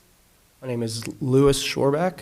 My address is 5701 Billet Street, Newmarket, Maryland, 21774. And Louis, are you here today as a character reference for both Chad Ferrari and Andrew Schuster? Yes. Okay. Approximately how long have you known Chad? Better part of a decade. Okay. And how do you know Chad? Between Liquid Library, personal, he's also, I've known him from managing at Rock Salt, also very close with my partner. So So you're friends and you've worked together, is that correct? friends, and I've worked for him, yes. Okay. And in your experience with Chad, have you found him to be an honest and reliable person? Yes, Do you believe that he is a fit and proper person to hold a liquor license? yes, Are you familiar with the location that has been applied for today? yes, Do you believe that it will be a benefit to the public to have a restaurant with a license at that location? yes. Approximately how long have you known Andrew? Same answer, better part of a decade. Okay. And do you know him in the same capacity or different? Yes, same capacity. In all of your dealings with Andrew, have you found him to be an honest and reliable person? Yes, Do you believe that he is a fit and proper person to hold a liquor license? yes. Those are my only questions for Louis. Gentlemen? I have no question. No questions. Thank you, sir. Thank you. Thank you. That concludes our presentation of testimony. Evidence has been presented. Testimony is closed. Would you like to make any closing statements? I will briefly say that this is an exciting day for me because we are talking about a sushi restaurant on Main Street and a new gastropub on Main Street. So I think that you've heard today from two very qualified applicants who have great experience in the industry. I think I am not alone in being excited about the potential for this new establishment. As we've noted, we would request approval here today conditioned upon those outstanding agency approvals, which are the Carroll County Health Department, anything from building permits, and then hopefully very soon we will resolve that comptroller comment. But we would request your approval of this Class BR beer, wine, and liquor license for the Corner Ledger LLC, trading as the Corner Ledger and the Archives, based upon those conditions. Thank you. Spector, do you have any comments? Just one question. Once both restaurants up and running, who's going to be where, or how's it going to be working with Liquor Library? We're open and Corner Ledger open. We just recently hired a GM for Liquid Library that's going to end up taking over so that we can slowly kind of work our way towards the Corner Ledger. But I think one of us would still be very much active and present with Liquid Library. And Dave Johansson's here also. With that testimony, evidence, and everything is closed, we will now just discuss the merits of the case. But before we do that, there's two people in the audience haven't said anything. If they'd like to, that gentleman back there, do you have any comments you'd like to make? No, sir. Just a character reference for Mr. Schuster. Well, I hesitate to call on the next gentleman. He owns half of Westminster. He's taking notes, so. Please come to the microphone, state your name, full name and address for the record, please, and tell us if you're a Carroll County resident and taxpayer. David Johansson, and I pay way too many taxes. No, I know this whole group that's here, and I think that they have a great opportunity, and it's a fantastic location. It's a big operation, and I think they'll do well there. And I love the idea of the gastropub. My wife wouldn't let me do that. What is a gastropub? It's a glorified restaurant. Okay. It's more the name than the food. Yeah. That's my opinion. Always thought Johansson's was a glorified restaurant, but, yeah. That's in the past now. Mr. Johansson, on behalf of this liquor board, we have appreciated your cooperation, your comments, and your mentorship for the many years that you have been established at that corner. And I won't say nothing about the old stone house up there because that's supposed to be your wife's baby. But anyway, congratulations on many, many years, and we wish you great success and certainly health. And we thank you for all you've done for Carroll County. I greatly appreciate it, and I have one closing remark. We are very fortunate to have the board that we have now, and we are very fortunate to have the inspectors that we have now. But thank you for your Thank you. service. We appreciate it very much, and we try to be friendly. Everybody has two sides of everything, and for the many, many thousands and thousands of people that's went through Johansson's Restaurant, and about the only time we get to see you in there over the past year since I've been on this board is for advice and so on and so forth, and not for any violations. So, once again, congratulations and best wishes. With that, all comments are closed. Gentlemen, you've heard the testimony and evidence as presented. Your comments, questions, motions? Well, Mr. Commissioner Barnhart, this is a easy case for me. Mr. Ferrari and Mr. Schuster have already proven that they're extremely fit and proper. With their prior experience in running of Liquid Library and their excellent compliance history, I am definitely positive for this to go through. Although I wish they would bring back their blackberry pizza, which they don't have anymore. So, Done. with all that said, I'd be positive for this. I agree with Commissioner Harmoning. This is an easy case, and it's well presented by counsel. The new ownership group not only has a wealth of experience, they have a wealth of successful experience and professional experience. And I don't think there's any question that the applicants are fit and proper people to get this license, and your organization or your group, your enterprise, however you want to classify it, all excellent people, and we expect great things. So with that, Mr. Chairman, unless any further comments from this commission, I will make a motion. No, because it always amuses me to sit up here when I ask you gentlemen for your comments. One will make all the comments, and the other will say, I agree with everything he said, so I'm not going to say a word. In that case, in case number 6631, I move, Mr. Chairman, that we accept the application of these two gentlemen, subject to the conditions that were mentioned by counsel, getting agency approvals, the various agency approvals that were mentioned during the testimony. That is the condition for the approval, but I am moving that we grant it, subject to those conditions. Is there a second on the motion? I'd second that.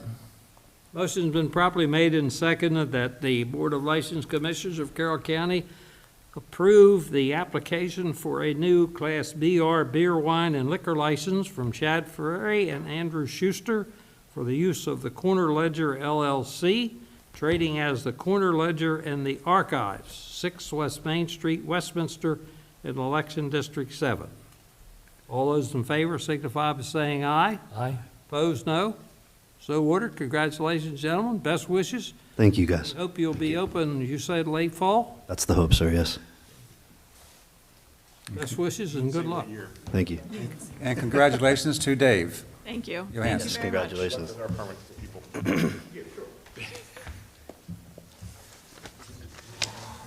Sure.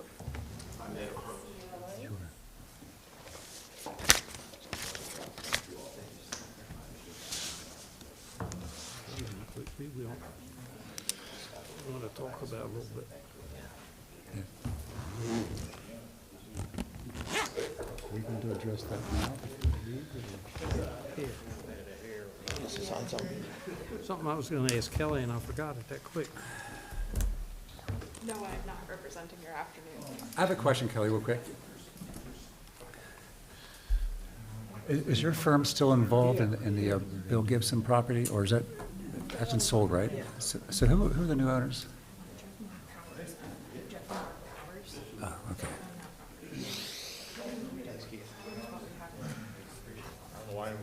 Yeah, I thought it had been sold. Reason I'm asking is BG&E was. Yeah, yeah. You should be able to get there. No, I'm not. Actually, BG&E, oddly enough, has agreed that the damage that their Good tree luck, people gentlemen. did to my property, they're going to take care of it, even though they generally don't. They said, no, it's the owner of the tree. They got to clean up all this stuff in your yard. I said, no, no, no. That's what, I thought it had been sold, yeah.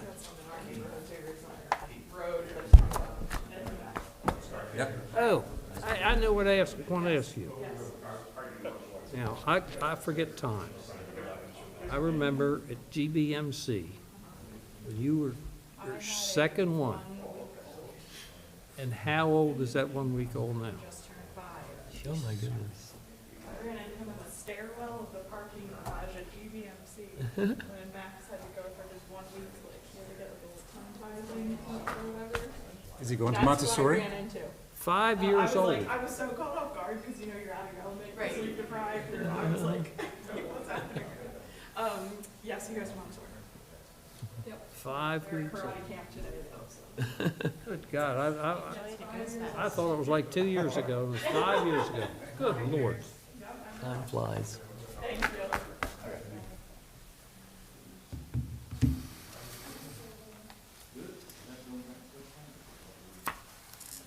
I do like being held after class.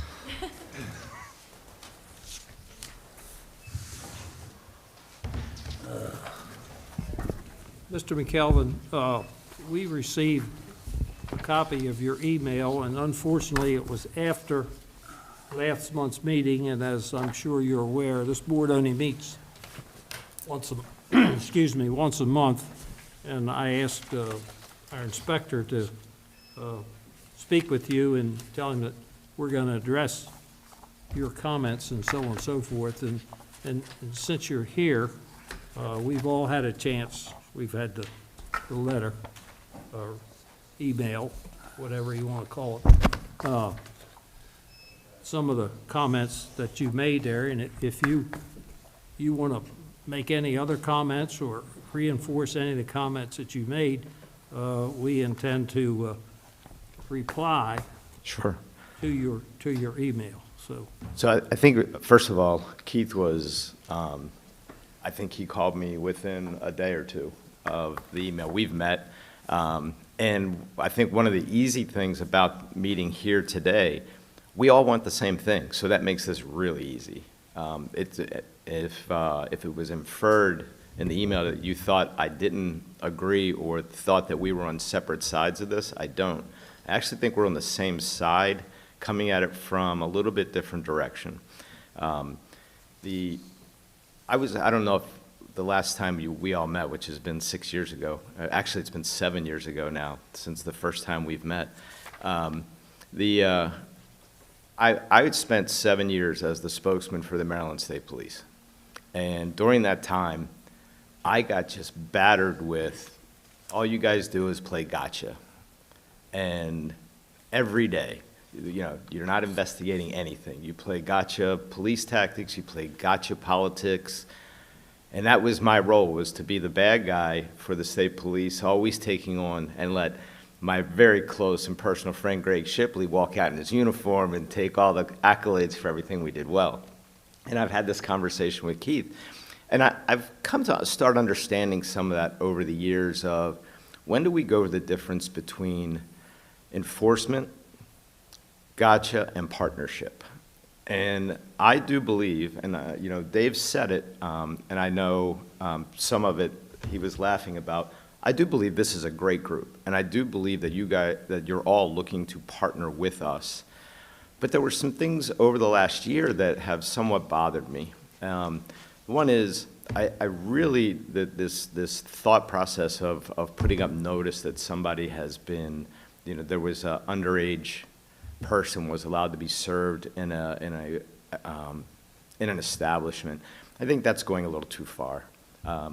We're relying on 18 to 25-year-olds to follow up every day and do great things every day. And we're training them every day. As you've heard here, these guys are utilizing Carroll Cares, and they're getting these young people trained, and they're making sure they're doing the right thing.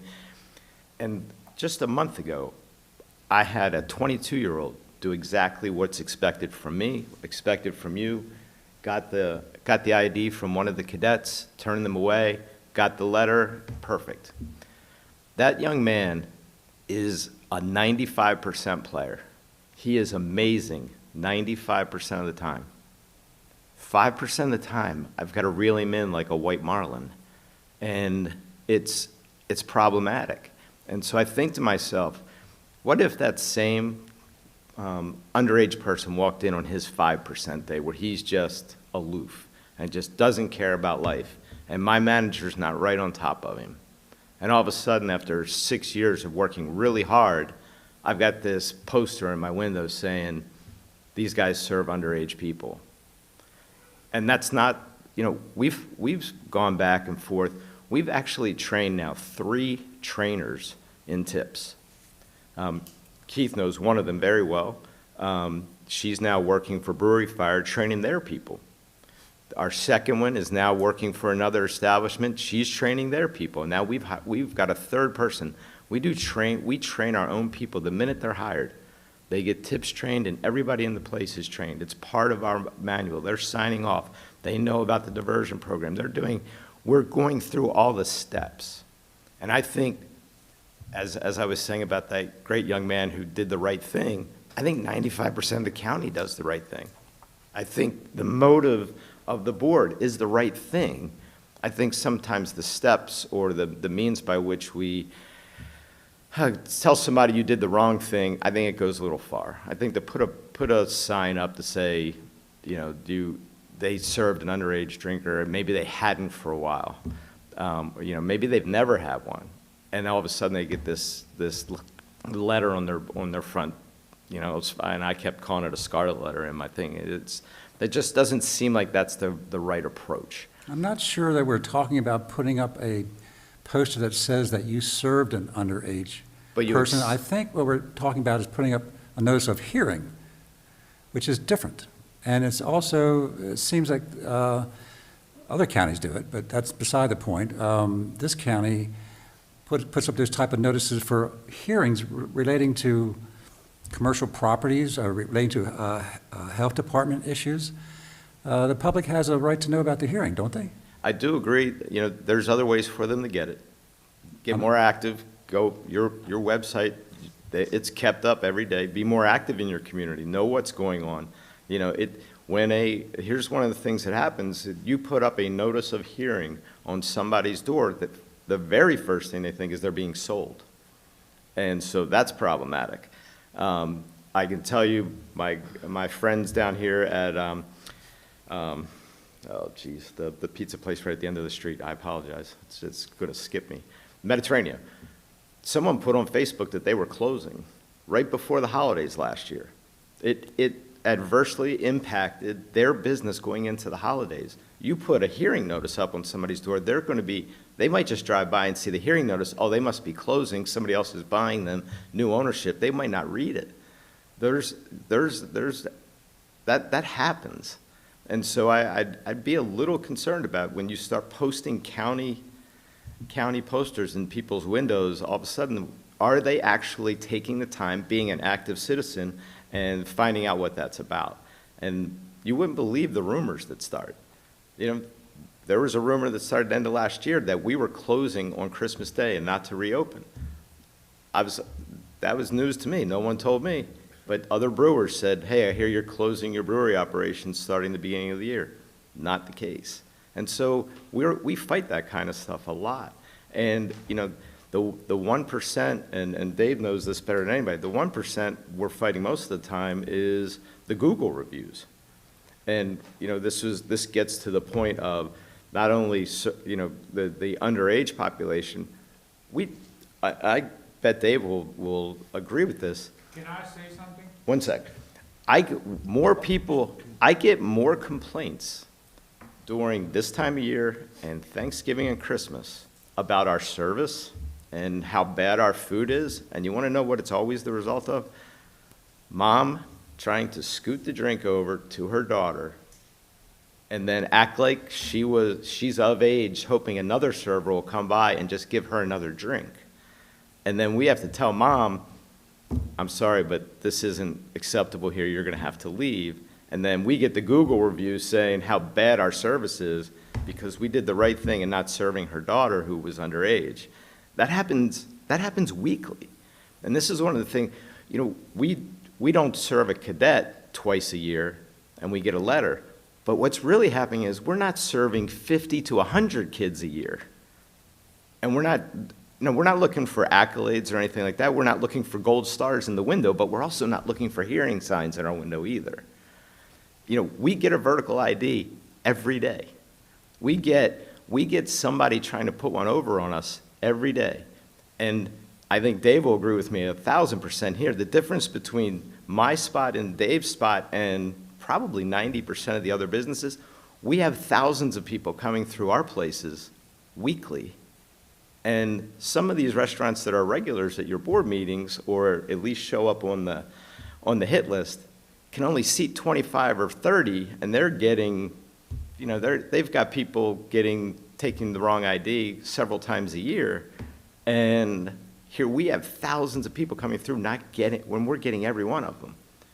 And the first time that 22-year-old has a lapse of judgment and doesn't turn away that vertical, and it happens to be a cadet, we're going to get a hearing notice in our window. And I think that's the disconnect, is how hard people are actually working, and then all of a sudden we're going to, you know, tell the public, hey, there's an issue with this place. And that's really the premise behind all this. I think we need to look at the bigger picture, not that singular moment in a 22-year-old kid's. And I want to say this when I'm not in trouble, because it's easier to have this conversation, you know, if I'm sitting here trying to have this conversation and I just had the 22-year-old fail the test, that's different. So that's one of the reasons I wrote the email, was I want to have this conversation aggressively. And what I mean by aggressively is I want to have it so that we're all on the same page. We want the same thing as you. We're working really hard not to have it happen. But if it did happen, I don't want the world to think it's happening every day when we're working hard to make sure it's not happening. So your answer would be that we just don't let the public know? Nope. Then you wouldn't have any Google reviews that cause you a problem. You know, it's. May I ask a question? Who came up with that? I'm not really familiar with what he's talking about. That's why I stayed here. We haven't had any contact or even thought, this is the first time I'm hearing about it. Could somebody here explain to me what we're talking about as far as a hearing posting or whatever in the window? I never heard anything about it till right now. According to the law and so on and so forth, when a hearing is scheduled, it's supposed to be posted. So this is going to be for any violation that occurs? Any violation. But This is something new, correct? Right.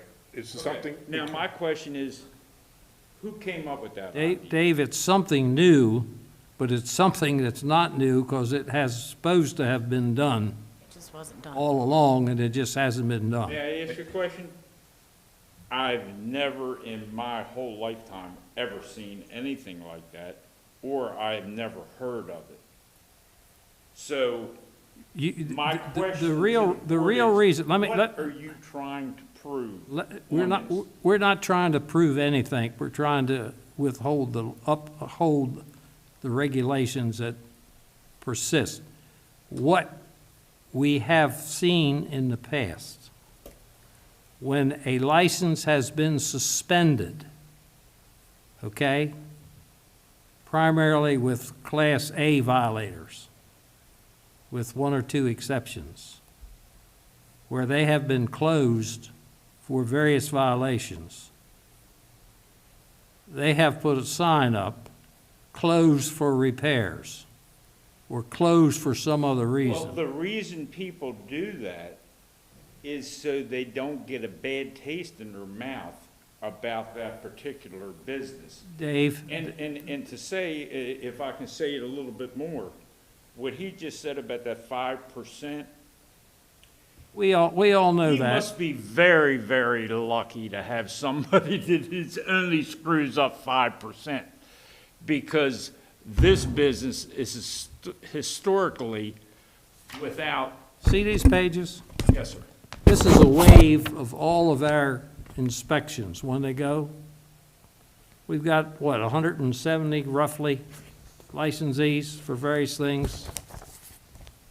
We try to conduct twice a year, 2 times a year. And we haven't adhered to that for years. since before COVID. Before that, when Chuck was the inspector, there was about 2 years, we didn't inspect anybody. We didn't have any inspectors. Well, I wasn't on that list. I was gonna say, I haven't been on that list either. With Chuck. You what? I was never on that list, and he never showed up. He was in my place monthly. You never showed up here. First time you showed up here was not too long ago, and that wasn't your doings. Correct. And that should have never been there. You're right. That was management's decision. That That wasn't a was- server's That decision. was, That was management's decision. Anyway, that's the reason that we feel the public should know. And both of those cases were repeat offenders within 5 years of at least 3 times. That's why I don't think we decide we're going to do that. we're not disagreeing with you. I think that the means. I the agree means- with, hey, listen, I agree with what you're saying. However, there's no way we can set aside somebody who serves 100 meals a week to somebody that serves 2,000 meals a week. There's no way we can do that. But I think that the public notice, I think there's a, we have a means of public notice, and the website is it. And you do a great job. I forgot what room we're in. Went right to the website this morning, got today's agenda, knew right where I fit in. People need to be more active in their community. We don't need to, it's posted, it's public. And if they want to know, they can find it. So I think that's a strong enough area. There's, I'm lucky enough to be in the back, so is it really going to affect me if you put a notice out in front of my place? No. I'm in the back. There's not a lot of traffic there. But I'm thinking of everybody here. There's an application in place right now where people can go and get all the public information they want about Carroll County. This meeting is on the web later today. It might be live now. I forget how you do it, but it'll be published later, and people can watch me make a jerk of myself in front of you. But at least they know the conversation's happening, and that's why I don't think we need to go that extra extent. can I ask you a question? How long is that poster supposed to be in a window? Until the hearing. Just to Same after the- same as this type of hearing, same as today's hearing, until such, they can walk down the street now and take the thing off your. 2 to 3 weeks, and it's Well- a white poster board. What I'm trying to say, what we're both saying is when you stick a poster in the window and it looks like a professional poster, which it is, people's minds are all over the place. Oh, he did this. Well, he probably did something else too. So we should not do it then? I would not. I wouldn't Because do it. people are not diligent and their minds are all over the place. Come on, Dave. What do you mean? We should not do it because people's minds are all over the place. No, what I'm saying, they're doing adverse to your negativity to our businesses. Yeah, they don't. These people have imaginations like you can't believe. I hear stuff all the time. It's Okay, so you're saying that we should not post because of people's imaginations, right? Right. Okay. And the adverse effect on the business.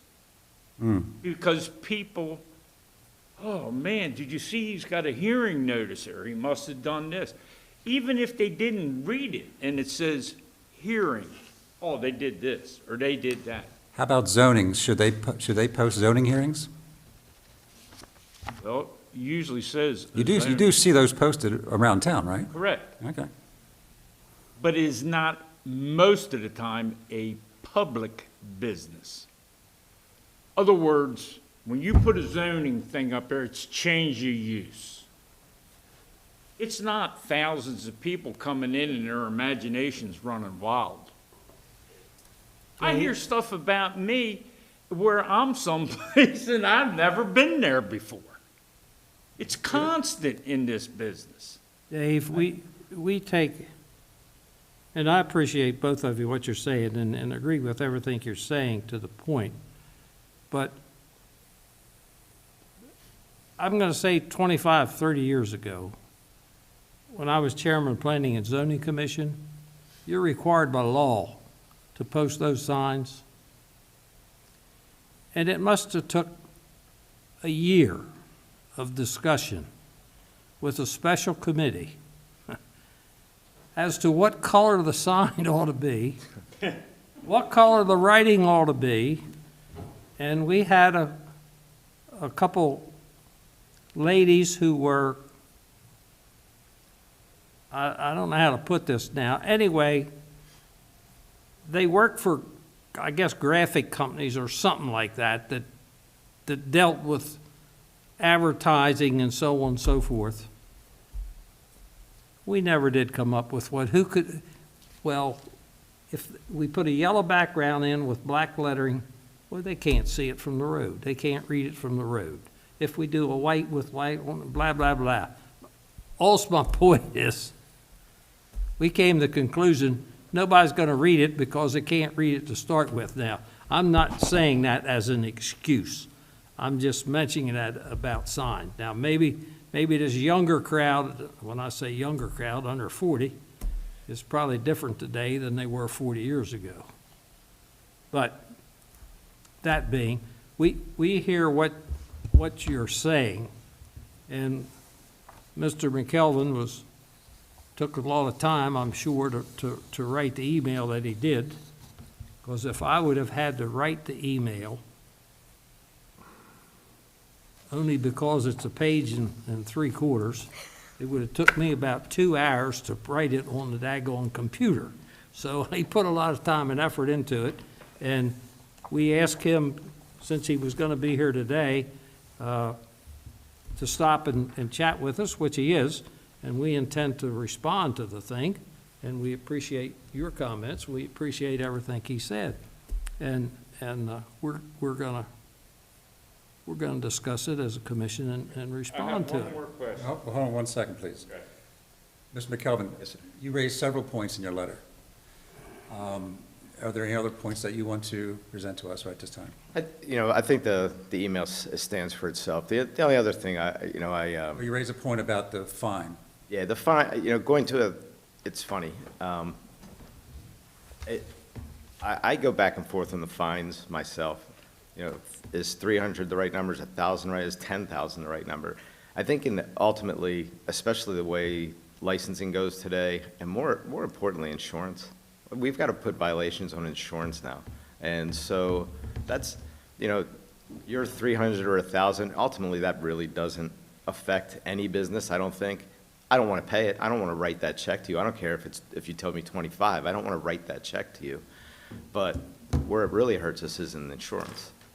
If we have multiple violations and that's hitting our insurance line, and we keep, every year we're writing in, because it's not like we get these for 2 years. You get it for 1 year, and then we've got a list, I understand, it's an incident that's underwritten in your insurance. Yeah. But the amount of the fine doesn't affect the underwriting. Yeah, And you probably should know that this county is one of the lowest fining It is. counties. It's just, as you could tell from my email, it was more of a cascading thought process, So it was like all of these things happening at once. The fine, the number doesn't matter. Okay. Being called in here matters. If you guys remember meeting my wife, Cam's mother, she refused to come with me today.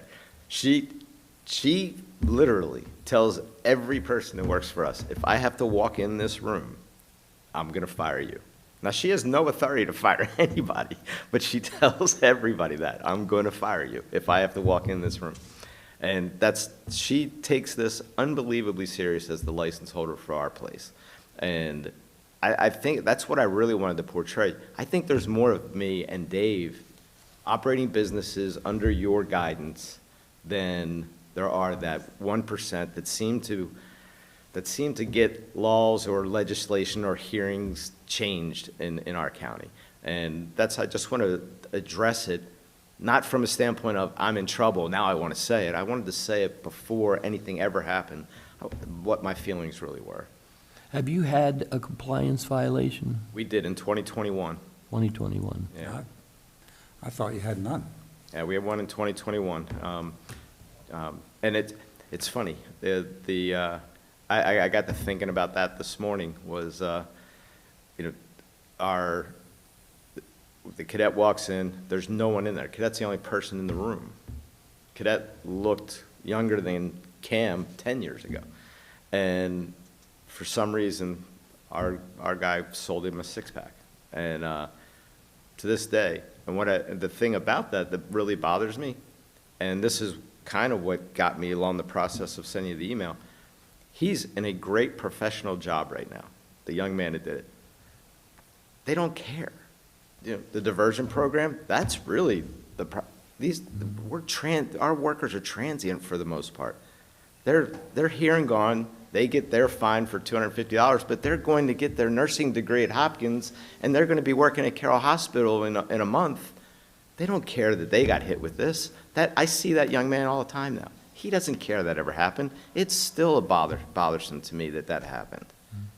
And that's kind of the where Dave and I live, is that it carries with us forever. The person who did it, who's been trained not to do it, they're off on another career somewhere already. And that's... Oh, we are well aware of that problem that you guys have, believe me. And I don't know how training overcomes that. We do, I mean, we beat it in their head. But I guess that's where, in the long and short of it, that's where I kind of got to on this.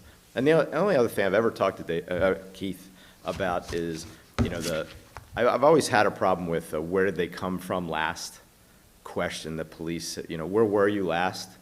The last person that I knowingly, whoever attributed a DUI to us, left our place at 4:30 in the afternoon and got pulled over on White Rock Road at 11:30 at night, and she said the last place she was our place. That's problematic to me. And I'm glad he made me aware. Luckily, we have cameras and we can double check checks and we can see where they are. But there was 7 hours between when she walked out our door and she got pulled over and she tells the police officer the last place she was our place. Yeah, well, this board would not put And any weight on that. I agree. But it came to our attention, and it's been 4 years, I think, since that occurred. As you can tell, that still bothers me. That's how important all of this is to me. And that's why I say that we're working together. Sometimes I don't write it properly or I don't say it properly.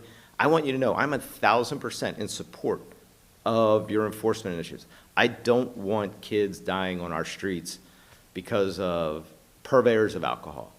I don't want them dying because of purveyors of weed either. And that's a whole different subject that Keith and I started down. It's a whole different level there. And but we're working together. I'm on your side. I just want you to think twice about, these little extra initiatives that you're considering. And whatever you decide, I'll be your partner. We'll support and we're going to advocate on your behalf. But I wanted you to think a little further than where we are today. That's it. We thank you very much, and I think that you'll find that, particularly with the DUIs or DWIs or whatever the case might be, that this board is very cognizant of your comments that you just made, and Dave, unfortunately, has been here a time or two because of the numbers of people that go through that establishment there on Main Street with the college kids and so on and so forth, and we really understand what you just said, because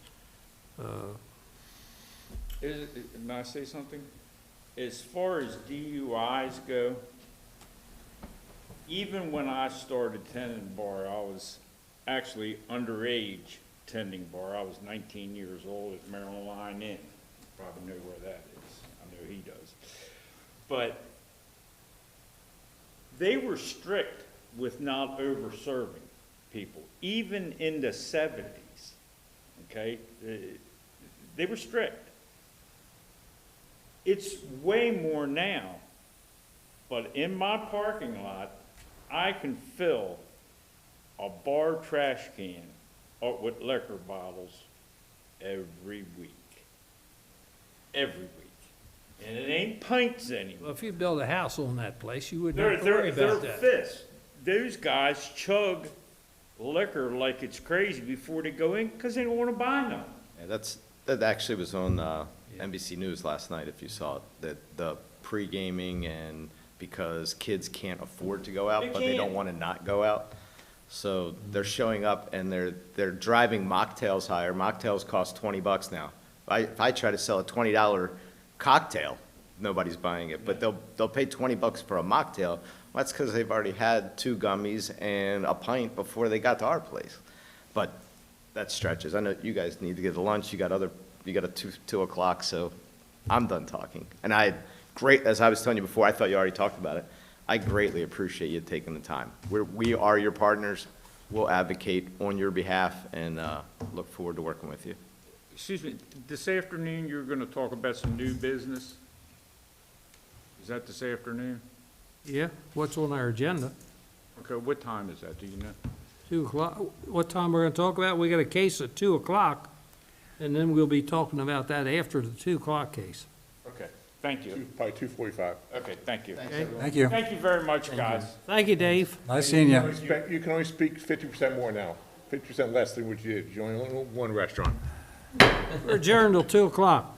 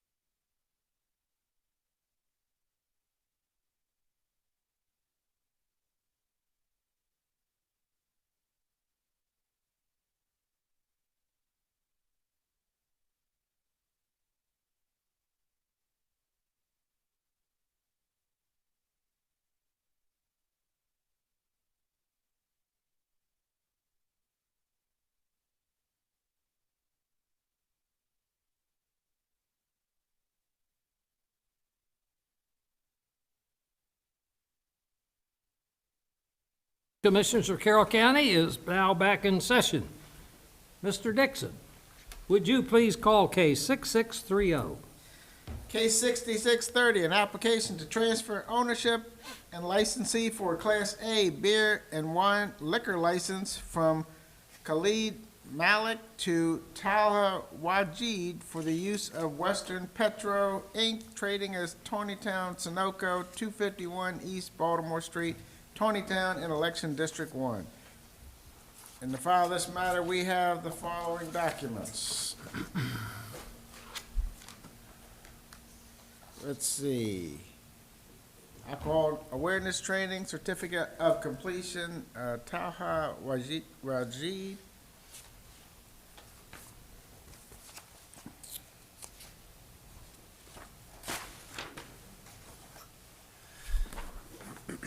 And then there's SDAT information, criminal background information.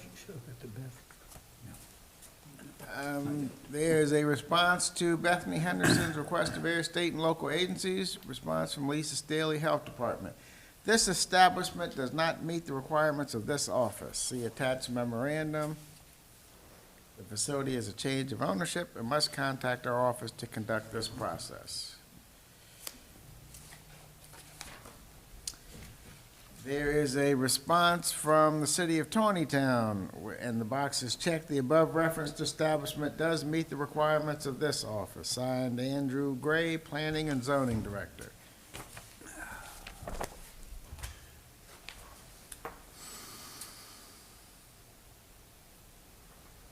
There is a response from Belinda Gassell, Collections Office, and the box is checked. The above referenced establishment does meet the requirements of this office. Collections Manager.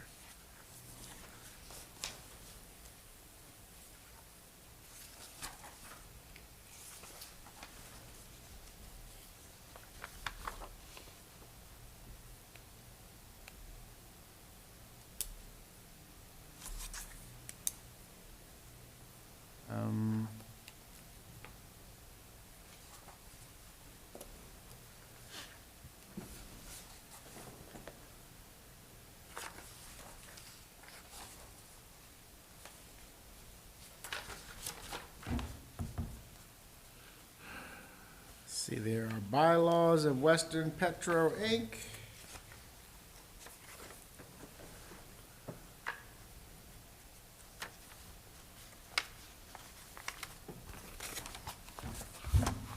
That are not signed.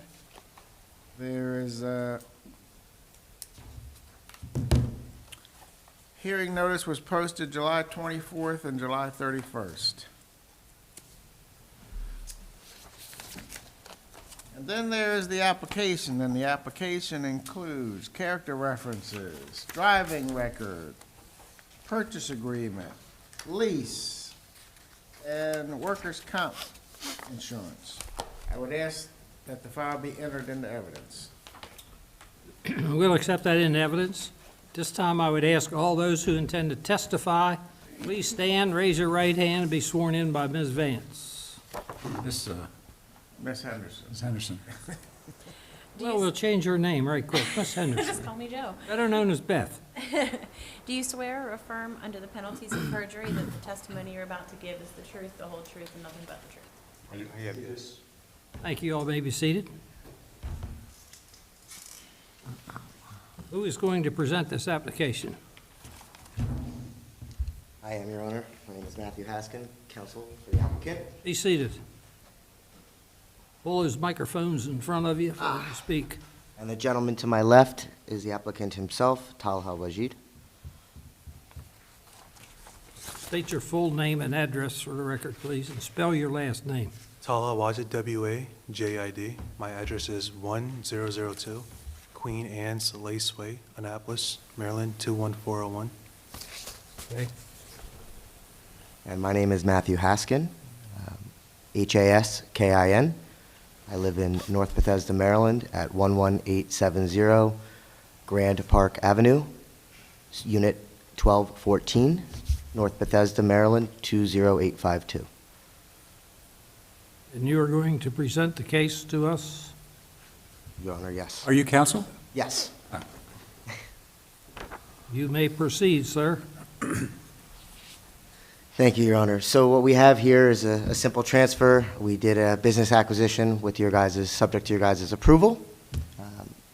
Talha, his father, the gentleman in the back in the olive green shirt, Mr. Mohammed Wajid, will be purchasing 100% combined of the of the stock in Western Petro Inc., trading as Tawny Town Sunoco, subject to the approval. Post-approval, they'll be closing on the acquisition of the business. And the gentleman who is the current license owner, this gentleman right here, Khalid Malik. And the other owner, the gentleman in the white vertical striped shirts, Shakat Malik. When you say other owner, you mean? They're 50/50, and they're selling, the Okay. two of them are selling to the two of them. Gotcha, Yeah. okay. So all parties are here and present. Okay, Mr., the licensee, Mr. Talia, is that how you pronounce it? Yes, Your Honor. You're going to be the licensee. Yes. And have you ever had a liquor license before anywheres? No, this is my first one. Do you have any experience serving or selling alcoholic beverages? No, but I did do the training for that, and I have the certificate as well. What's your present occupation? A business owner, Of what type of business? gas station, Gas station? Where at? Annapolis, Maryland. And how long have you had that? Just over 4 years now.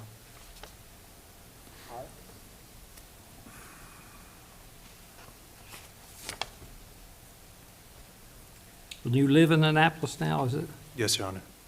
Okay. Who will be running the day-to-day operations of this establishment? I will, and we have a manager in place as well. You will, how much time do you expect to spend there per week? 40 hours a week. 40 hours a week? And you say you have a manager now? Yes, Your Honor. Is it a current manager or someone you're, Yes, it will be the current manager. current management? How many employees will you have? Anywhere from 9 to maybe 11. Some will be part-time, some will be full-time. And this is a gas station that sells beer and wine? Yes, Your correct? Honor. Is there still a Subway still there? Yes. Yes, there is. Do your employees, are any of your employees alcohol awareness trained? Yes, I'm aware they are. You don't know whether they are or not? Is that what you're saying? The manager is. The manager is? Yes, Your Honor. I think there's like 3 or 4 employees that have training. Will you be maintaining some of the current staff? Yes, all will be still working there. They'll all still be there? Yes, they'll also be there.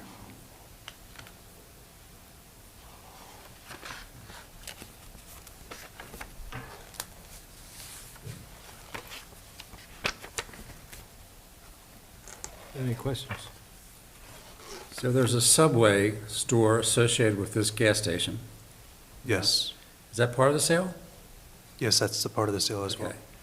And the beer and wine is sold in the gas station portion of this enterprise? Yes, in the C-store spot. Okay. So you will be, your company will be running the Subway and the gas station? And the gas station, yeah. So the Subway, is that a franchise? Yes, that's a franchise. And so the current licensees, I take it, are the franchise holders right now of that Subway store? Yes. Your Honor, if I may, that's, once this is approved, that's underway, and the acquirers have approvals for other, franchises. That's not a concern of ours of getting the approval. This is part of their business. They own several gas stations in the area, with different, franchises in them. When you say they, you're talking about the applicant? Yeah, and the other business owner, the future business owner, him and his father.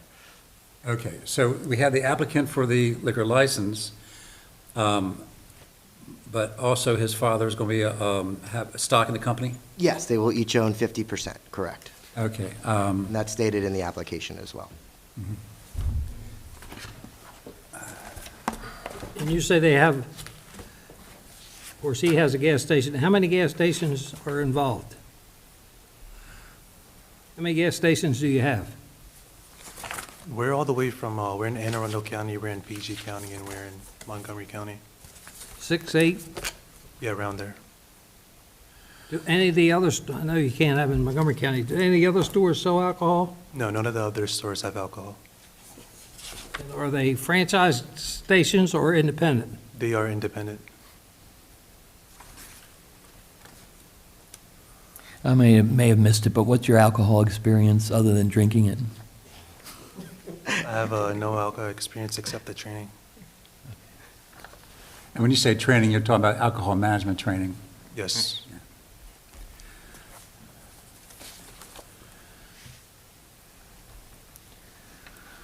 How, I may have missed it.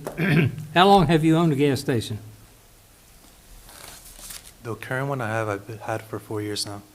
4 years? 4 years. So you've got 4 years management experience then, or longer? Yes, Your Honor.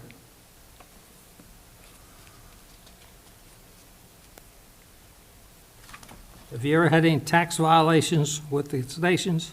No, Your Honor. So will you be working up here in Tawnytown, or are you still be in Annapolis? I will be here in Tennytown. Every day, or how's that going to work? Yeah, every day I'll be here in the morning time.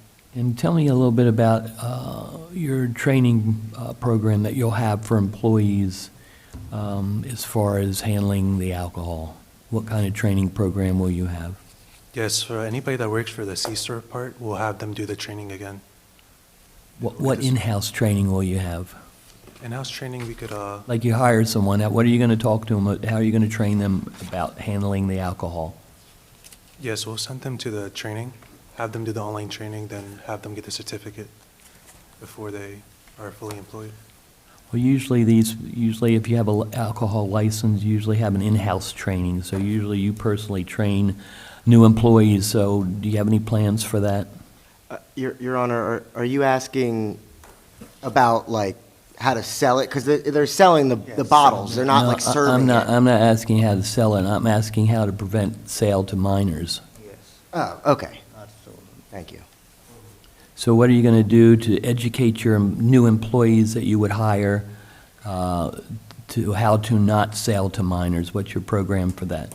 ID, we'll be checking their ID, and the manager that's currently running the station will make sure every employee goes through in-house training as well. So are you going to ID everyone, or is it certain age that someone looks like they're over 40 or younger, or what age limit are you going to? Everybody. You're going to ID everyone? Yes.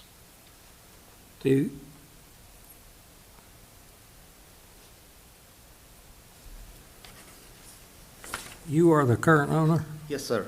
State your name and address and spell your last name. Sit still for the record.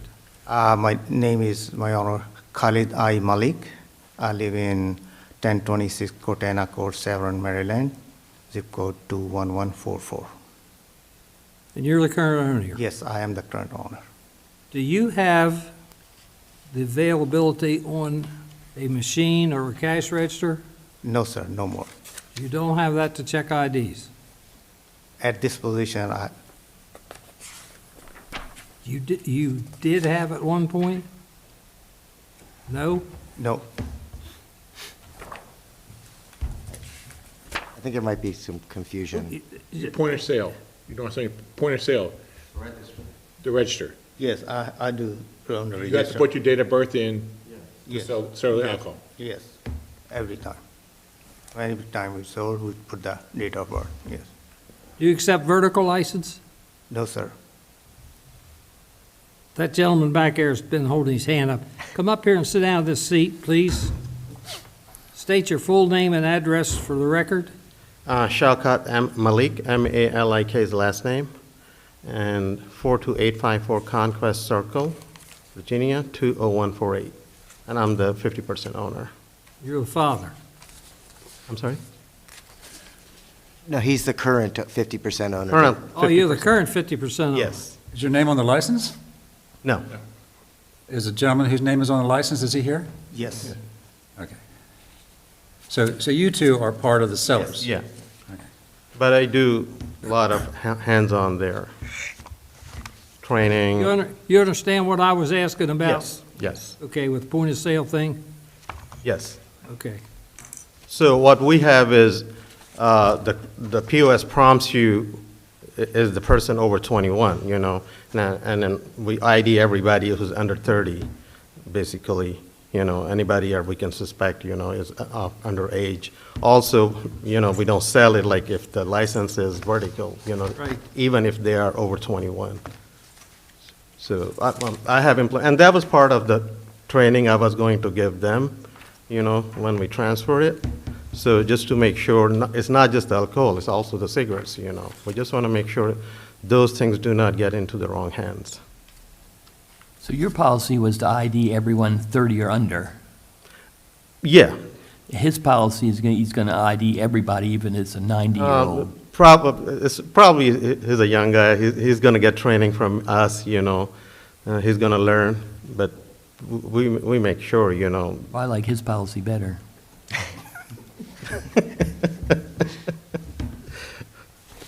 Your Honor, I think there's a little bit of some judgment call there, right? Yeah. If a gentleman comes in and he's clearly 90 years old, you know, and is up on his own cohort, you know, I think they ideally they should ID them, but I think they, you know, reserve the right to use a little bit of discretion there. But, You yeah. know, some of the most prominent restaurants and establishments in Westminster, I get ID'd and I'm 89 years old. That's They good. ID everybody. There's a liquor store about to open. I don't care who you are, they're gonna ID you. You could be Donald Trump, and they're gonna ID Donald Trump if he wants to buy a bottle of whiskey.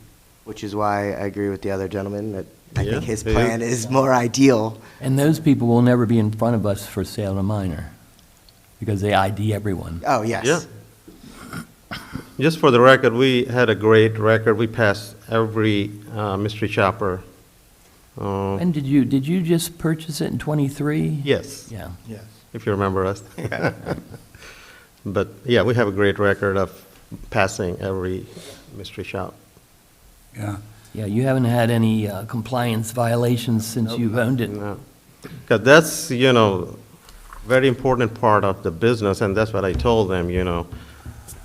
This is a small town, right? So, one wrong even bad word in the town is not good for us. So, I mean, alcohol is even a bigger thing. So, they don't want to take any risk. That's probably, he said, okay, I'm going to do 40 instead of, you know. Yeah. So are you going to work at the gas station after he purchases it? You're going to stay on for a while? Yes, as long as they need us, but at the minimum 30 days. What's your name, sir? Shaukat Malik, Spell your first name. S-H-A-U-K-A-T.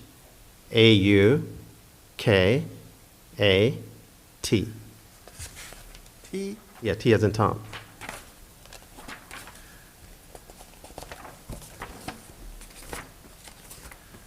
And the guy next to you is Khalid. Yes, correct. Okay, I didn't get your name then. K-H. No, the younger guy. That's the licensee, that's the new person applying for the license. Yeah. Yeah, my name's Talha, T-A-L-H-A. WAJID. So looking through these documents, counsel, I see bylaws for Western Petro Inc. And as was pointed out, they're unsigned. This is effective as the 5th day of August 2026. Mm-hmm.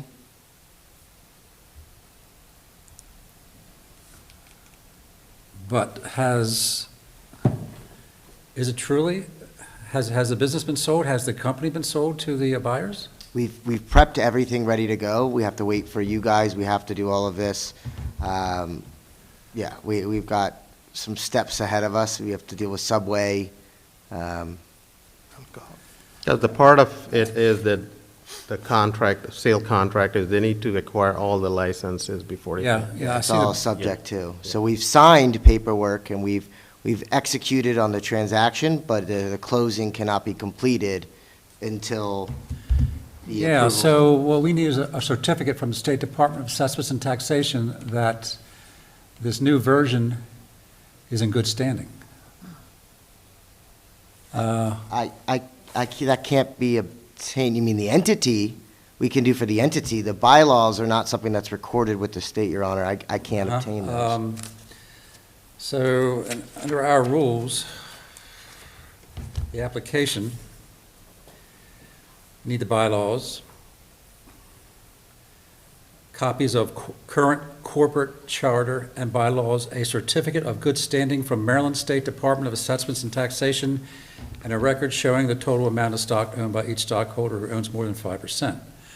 And I see a resolution in here that it's 500 shares of this new iteration of Western Petro, but I don't see anything from SDAT saying that they are a company in good standing in the state of Maryland.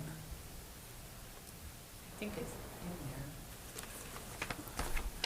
Well, it doesn't, sale doesn't go through until they get the liquor license, right? Yeah, I mean. It can't be in here if the sale hasn't gone through. Well, the entity is staying the same. It's a stock purchase, which is not your normal circumstance here, I understand. You know, as most people would say, you know, why would you do a stock purchase? You're acquiring, you know, the what's in the closet and, you know, behind closed doors, right? Most people don't want to assume the liabilities, so they do an asset sale. I understand a stock purchase, but the actions of the Board of Directors by unanimous consent is dated August 5th, 2026, which is just past us. Mm-hmm. And it's telling me, for the records in our file, that Shaukat Malik and Khalid Malik each own 500 common stock shares. Correct. Effective August 5th, 2026. Correct. Those are the sellers, Your Honor.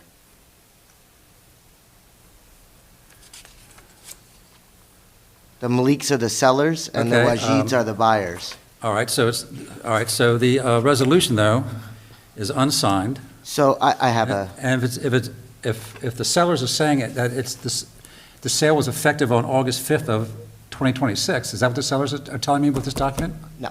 Okay. No, Your Honor. And I can clarify, so we spoke with the sellers about this, and we have a prepared copy, and they're happy to sign it. We just thought it would be a bit redundant, because they all signed the stock, all parties signed the purchase agreement approving of this, so it's not like, you know, on a resolution standpoint, normally it's, hey, you get approval from all of the other holders. Everybody signed that agreement. However, we are happy to. I have one printed here that they can sign and we can provide for you. As far as what the the resolutions say, is that it's approving of the transaction and the liquor transfer. So it's them approving of the transfer. Okay. All right. And also. We were trying to not backdate a resolution that was before the agreement was sold, because we did not know that that was something that was going to be required due to the unique, I guess, circumstance here, being the stock sale versus asset sale. Yeah. So the stock sale has not taken place. Okay. And in the asset purchase agreement, the assets you list, one, you're listing a liquor license. You understand that that is not an asset that can be transferred by a purchase, right? I understand. Okay. We were just trying to list all assets of the company because it's a stock sale, so we're just trying to. Yeah, there are places where they can be sold. Yes, understood. This is not one of them. That's all I'm pointing out. Yeah, if we were doing an asset sale, I would not have had it included in there. You are correct. And as sellers, that's our emphasis, you know, make sure the transfer is approved before any further action, even we can train, because that's the basic prerequisite. So it's contingent on Yes. you getting the license? Yeah. Or get them getting the license? Him getting a license, yes. And it makes perfect sense.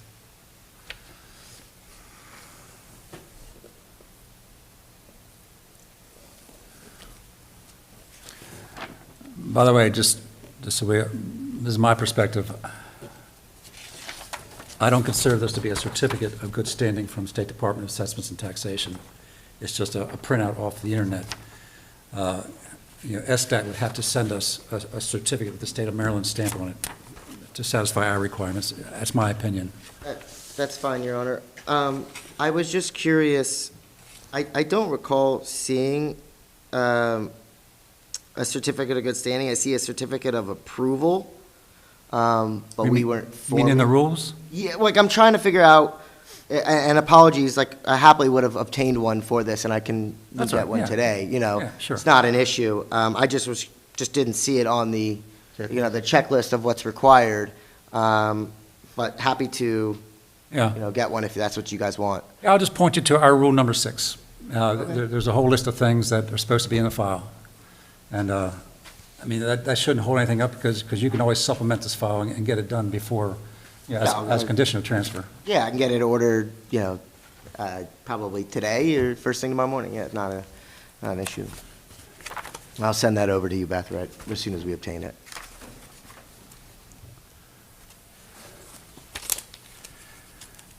You want to look at this?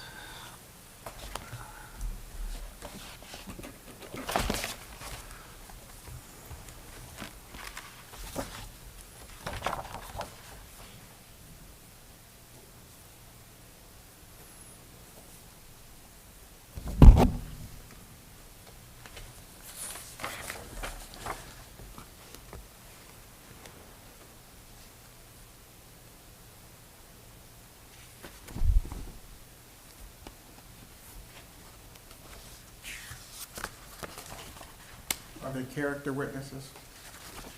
Yes, Your Honor. Myself, the two sellers. But we can also have Mohammed serve one as well. Would you like to proceed with the first character witness? Sure. I guess I'll do that. I guess I'll be number one. What's your name? My name is Matthew Haskin, counsel for the applicant. How long have you known Uh-huh. the licensee? I've known the licensee for going on about 3 years now. And what kind of relationship do you know him as? We've met on personal matters, but then also as counsel for, his various, business ventures and as it may be. And I'll say I'm impressed with how much he's grown and what he's done in the short time that I've known him. I guess not that short. I guess, 3 years is, yeah. Do you think he's a fit and proper person to hold an alcoholic beverage license in Carroll County, Maryland? Absolutely, Your Honor. Without a doubt in my mind. Trustworthy, honest? 100%. Absolutely. Gentlemen, do you have questions? No. Your second character witness? We'll look to Mr. Shaukat. Shaukat Malik. I'm the seller, as well as I know Mr. Wajid personally for over 3 years, about almost 4 years. I would have not even, given myself as a character witness if I didn't know him well. Some people sometimes they know on and off, but I come across with him on regular basis. Very nice guy, honest, reliable, and keen to learn, basically. And I would highly recommend that he takes over that, and he's well fit to handle the liquor license and the selling of the liquor. In what relationship do you know him as? Personal, social, what?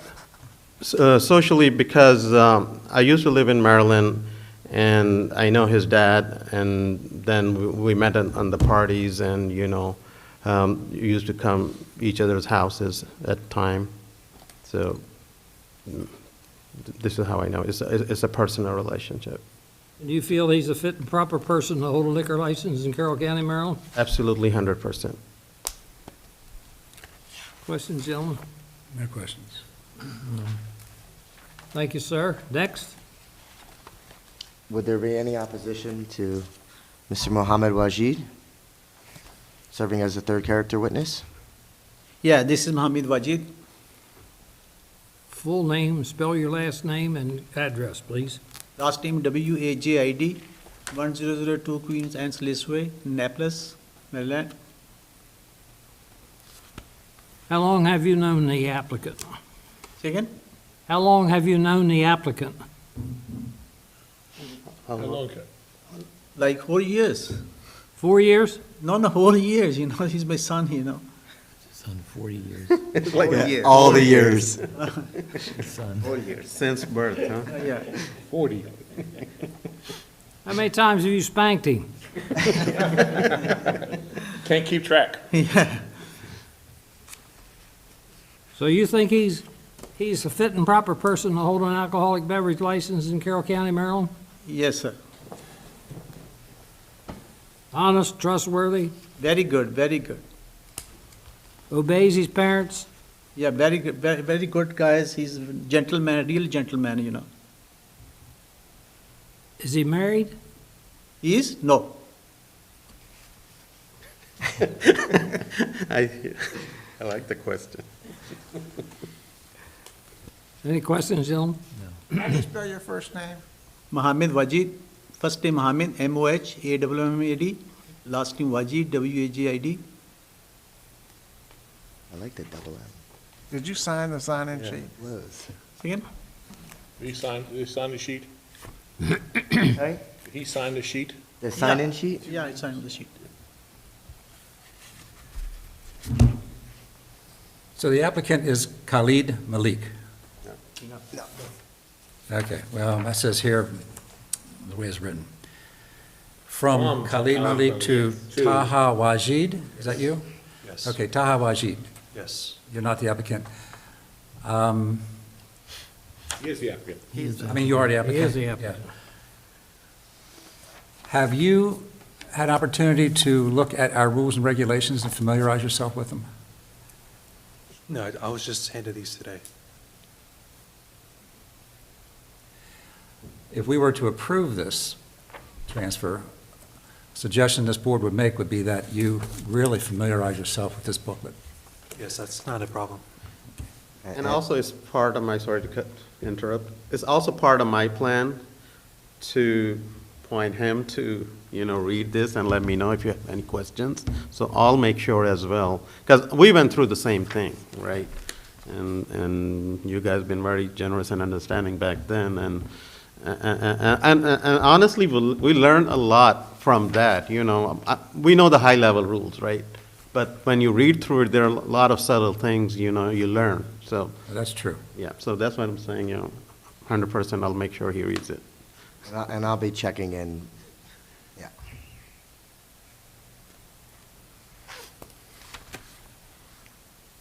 And was there, I might have missed it when I was looking at the file, was there a discussion of the policies that you will implement for selling alcohol? We had talked about, keeping the ongoing current policies in place and ensuring that new people gets training, and then the applicant was going to have anybody who wasn't already approved do a certification, or making sure that they've been, renewed and up to date. Card all, or just card out if they look to be a certain age? His plan right now is to card all, based on the I guess, feedback we've got, it seems like that's a plan that he should keep. And policy regarding vertical licenses? I believe they had said that he is not going to accept them. Okay, yeah, I can easily miss stuff, so that's why I'm sorry. You're good. if I come back. We all do, it's okay.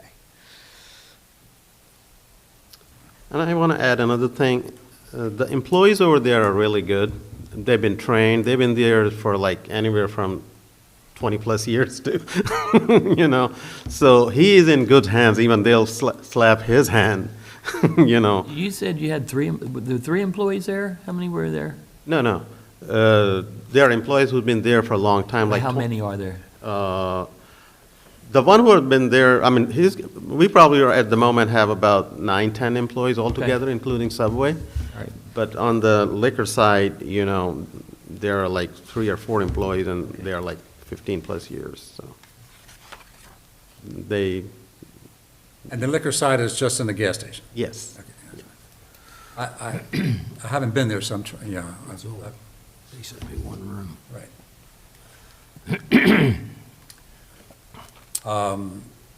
The Subway, is that separated from where the beer is stored? Yes.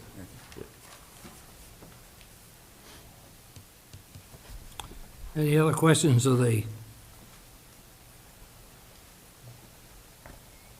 character witnesses? No, I have none.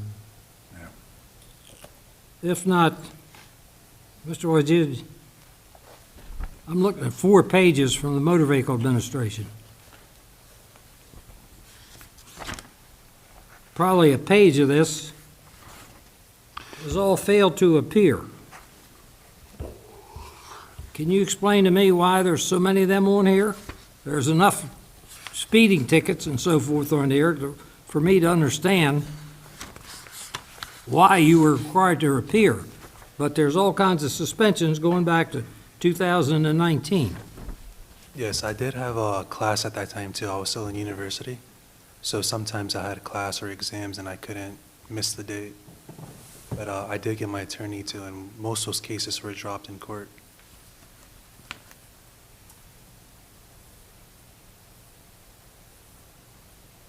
Maximum speed by 1 to 9. Drive a vehicle on high speed expectation. Failed to appear.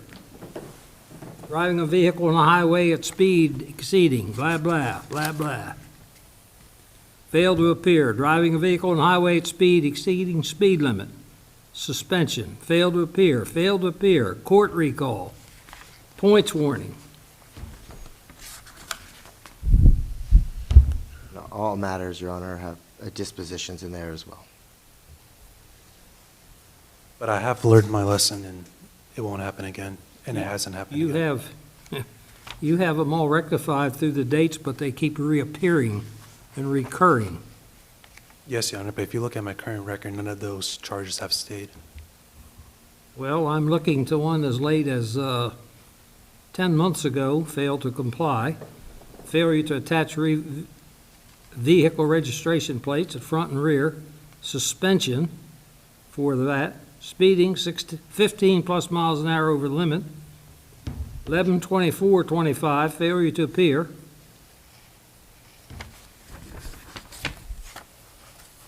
When did you graduate from college? Last year. And you're 40-some years old, he said? 40 years old? No, 23. 23. 23. He just looks. You said you doing for 40 years. All the years. All the years. When he is born, I know him, you know.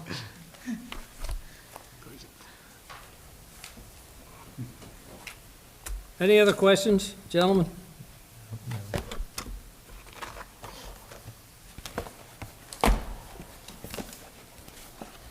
Do you have any other comments, Mr. Attorney? No, Your Honor, just, I guess one for Mr. Barnhart. Your Honor, would you like us to have them execute the resolutions, or was the answer kind of that they all signed the purchase and sale agreement sufficient? That really is up to the chairman. I could answer that for you, and I don't mean to cut him off. Please. Until this application is fully signed, completed, and so forth, it's not an accurate application. Okay. All right, well, I will have them sign this and present it. Well, you don't have to do it right this second. What I'm saying is, if this were to be approved, it's not approved until all instruments are documented, sealed, signed, and presented, and all other agencies have to give their approval. Understood, Your Honor. Okay? Yes.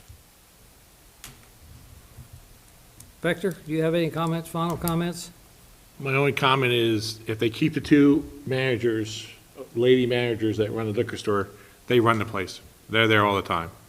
And they know liquor laws, and so my recommendation, they keep those two ladies, and they'll be fine. Wasn't that their testimony that you're going to keep those two? Yes, I will be keeping both of them. And they would probably smack him if he gets out of running. And I kept telling them, they're their asset, you know. Yeah. They know the town, they know the business, rather they learn from them. Yeah. So, Yeah, and I respect our inspector's opinion on that. I'm a little troubled by your youth, honestly, to have a liquor license. I understand. However, based on what Mr. Benford has just entered into the record, that gives me some degree of comfort that you'll have sufficient help. Thank you. Thank you. And Your Honor, if I may, you know, he has impressed me on how tight of a ship Talha operates for his age. When I first met him, I thought he was like 5 years older than he actually was. Very impressed from the get-go of his responsibility, responsiveness, and I think I have no doubt that he's going to, as kind of alluded, continue to operate that store in the manner that it needs to be run and should be run, with keeping the staff in place and just making sure things continue in status quo and just try to grow the business. Okay? Adding to that, I mean, I told him, you're spending hundreds of thousands of dollars. That should keep you, you know, in line, because it's not a joke, you know. This is the most important thing in this business, you know, keeping this liquor license, and because you're spending hundreds of thousands of dollars, and that's probably, you know, his life-saving or his dad's life-saving, you know. That should mean a lot. So our young applicant here is drawing on resources other than his own pocketbook, is what you're saying? I do not know, but that's what they're spending. Are you drawing on resources other than your own pocketbook to purchase this business? No, they're all 100% mine. I'm sorry? No, they're all mine. Oh, so you have hundreds of thousands of dollars? Yes, I do. I've been impressed the way they run their businesses. Yeah. Well, so the applicant was in college until recently, yeah? Yeah. When I thought he had, like I said, I thought he was like, when I first met him, like 25, had been working for like 4 years, just the way that he carried himself, the way he knew how the business is operated. I mean, the fact that he can kind of pull up his phone and kind of capture everything about each location, every single thing. He knew all of the metrics, the employees, how everything was run. I mean, I can't say any other. I was impressed. And when you're speaking of the businesses, you're talking about the other gas stations that he's involved with? Correct. Okay. Yeah. Well, that goes away for me. A long way helping me feel comfortable about this is that you have business experience, as noted by your attorney. That's good, successful business experience, yeah? Yeah. Thank you. How long have you owned the gas station? 4 years. You've owned the station 4 years. Yes, I've been running the day-to-day operations in Annapolis for 4 years. Where'd you go to college? UMD, University of Maryland. And you just graduated? Yes, Your The Honor. gas station since you were, what, 19 or so? Yes, I've been involved at a very young age. What's a gallon, what is the gallonage Sorry? of your station? Sorry? How many gallons do you have underground at your gas station? Currently, so we have a 10,000 gallon regular tank and another 10,000 for diesel and another 10,000 for premium. So 30,000 gallon tank in total. So your regular gas, how often do you fill it? About every other day. Every other day? Every 2 days. Depends on what the volume is.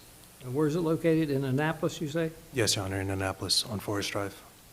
It's Sunoco on Forest Drive. You buy gas on the open market? No, we are independent dealers with Sunoco. You live in Annapolis, right? Yes, I live in Annapolis. You know where the Downs is in Annapolis? Sorry? The Downs in Annapolis is a development. No, I'm not sure. And you're going to remain living in Annapolis and commute to and from? Yes, Your Honor. And I know you already testified to this, I'm sorry, I missed it. You'll be full-time at the Tawnytown Sunoco? Yes. And again, as we noted, you have two excellent managers there who are going to be your right hand and left hand assistants. You're Yes. going to keep them? Yes, I'll be keeping them. Okay. Any other questions? If not, testimony and evidence is now closed and presented, and we will deliberate the application as to its merits and hopefully come to a conclusion or recommendation. Gentlemen, you've heard the evidence and testimony. Oh, Mr. Chairman, I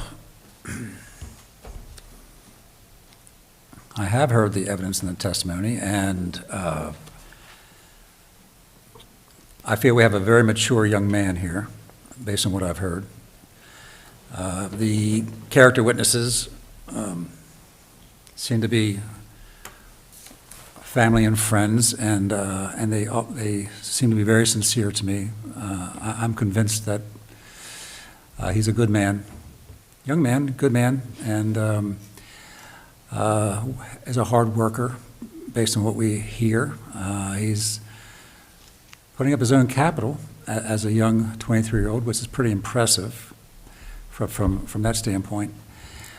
I think he is agreeable to doing all the things that have to be done to make this particular store successful. I think he will listen to the sellers. I'm sure you listen to your father and your managers. And I do believe that you are a fit and proper person to hold a liquor license in Carroll County. Thank you. I think you will work hard because you seem to already have established that work ethic, going to school, getting a degree, and running a gas station or two. It's impressive as well. I accept the representations of counsel who has spent some time with you professionally. And I guess I circle back to what Mr. Benford said, that this store has an excellent staff.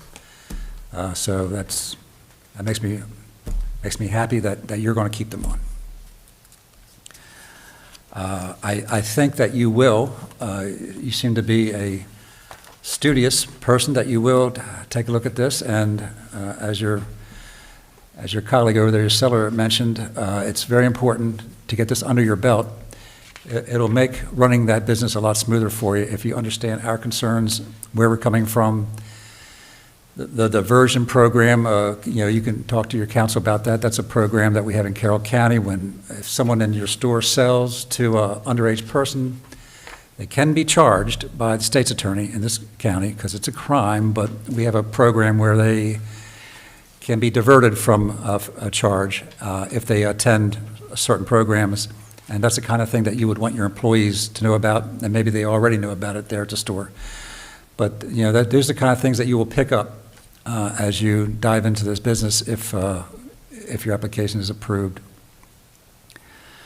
I do think that it's a little conceptually tricky to look at the purchase of the company, of the stock, and then also to square it with some of the requirements we have in here of our file having an active certificate from SDAT and that kind of thing.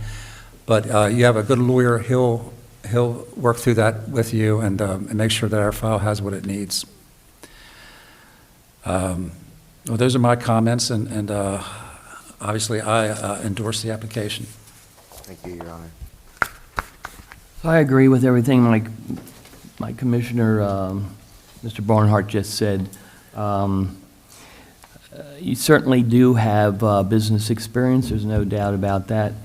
And it's very unusual in today's world to see a young kid like you just graduate and also jump right into owning your own business, so I applaud you for that. That's pretty remarkable in today's world. Thank you. I am a little concerned about the no alcohol experience, but that's where I let my gut take over. So and I have a gut feeling that you're going to do okay.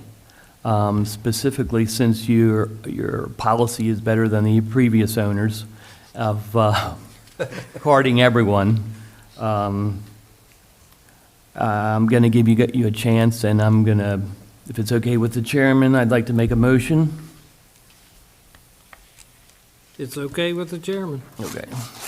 I'd like to make a motion on case 6630. We approve an application to transfer ownership of licensee from a Class A beer wine liquor license from Khalid Malik to Talal Wajid for the use of Western Petro Inc., trading as Tawnytown Sunoco, 251 East Baltimore Street, Tawnytown, in Election District 1. One stipulation would be that you supply a certificate of good standing from the Maryland State Department of Assessment and Taxation. And permits and everything, permits and. And all the permits have to be Actions and approved, all that. yeah. Yeah, wasn't there a health department request? There is a health department request because since it has a subway attached to it. Yeah, okay. So all that has to be approved too. Your Honors, if I may on that, and Keith, you might know the answer on this one. It made it seem like it's a process that's done kind of with your department, or is that something we take on Well, with? that's something, we send comment memos out, and they should be scheduling times to come by. Okay, Electrical, plumbing, fire marshal, health department. okay. Thank you. I'm going to second the motion. Thank you. Motion has been properly made and seconded that we approve the application to transfer ownership and licensee for a Class A beer, wine, and liquor license from Khalid Malik to Talal Wajid for the use of Western Petro Inc., trading as Tawnytown Sunoco, 251 East Balmer Street, Tawnytown in election, excuse me, Election District 1, pending the approval of all tax, health department, and all the necessary approvals from other state and county agencies as required, and any signatures that's required on any affidavits or documents as part of this application. Any further discussion on the motion? No. Hearing none, all those in favor signify by saying aye. Aye. Opposed, no. So ordered. The ayes have it. Gentlemen, congratulations. Best of luck. Thank you, Your Honor. Thank you, Your Honor. Thank you.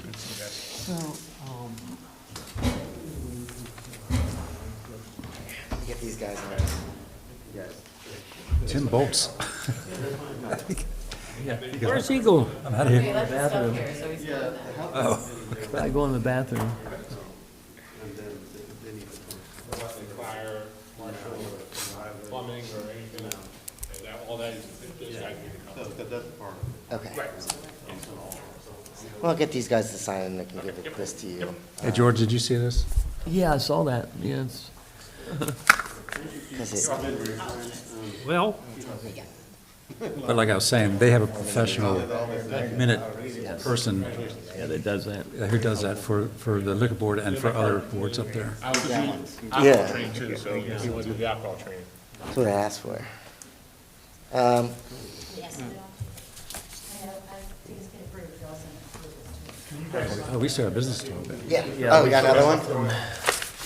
And they keep, just, You get more business. no deference, no deference to. Take it back to the table. yeah. Have we done something? Couple weeks. It's not like it's after a month. Right, no.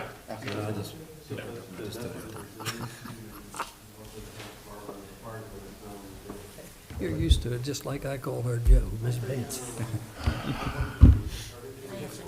I always look up since I did not look up, I was looking down here when I said that, and it's just right off the bat.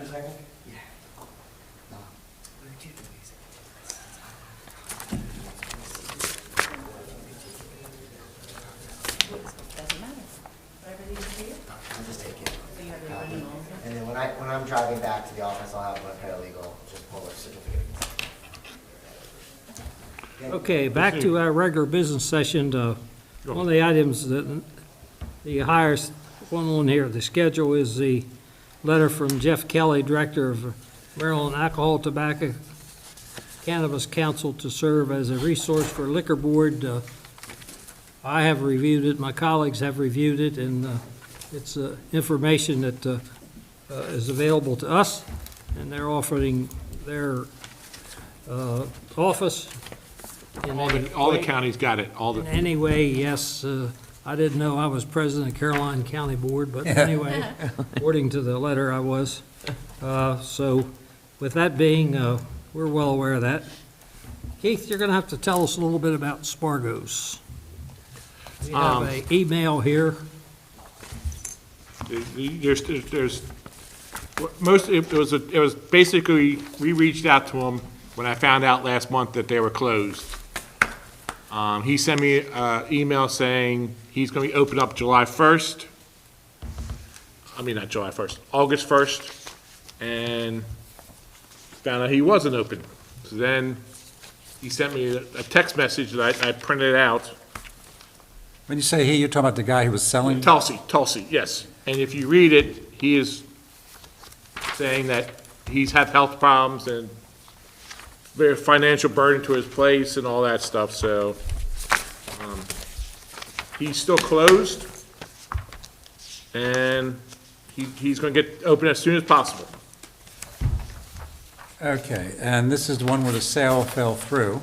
Right. Right, okay. So there should be one's an Outlook, and the other one's basically a copy of a text messages I received to him. And the second one basically saying he's going through a lot of stress, his family's not doing well, he's has health problems, and he's doing as much as he can, and I hope I will be very soon. And Yeah, so the being short-staffed was something that was brought up to us by one of the commissioners at your, at the, at the seminar we had. Liquor seminar. oh, Yeah, that was a discussion that they're having a hard time getting people, Commissioner Kyler. people are leaving. yeah, I mean, selling, your business being sold, so employees are going to try to find another job or find something. Yeah. So, His text message is subject to interpretation for several of the comments that he makes in there, which is personal opinion, but sometimes personal opinions do not agree with other people's personal opinions, which included this board. correct.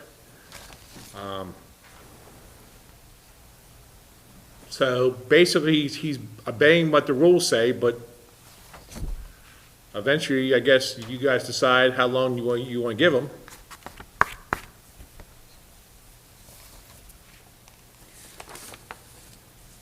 I'm sure he's very disappointed about The sale. sale falling through, so it looks like he has some issues beyond his control, so I'm inclined to do what we can to try to We ought to work ease the along- burden with him a little We ought bit. to work along with him, I think.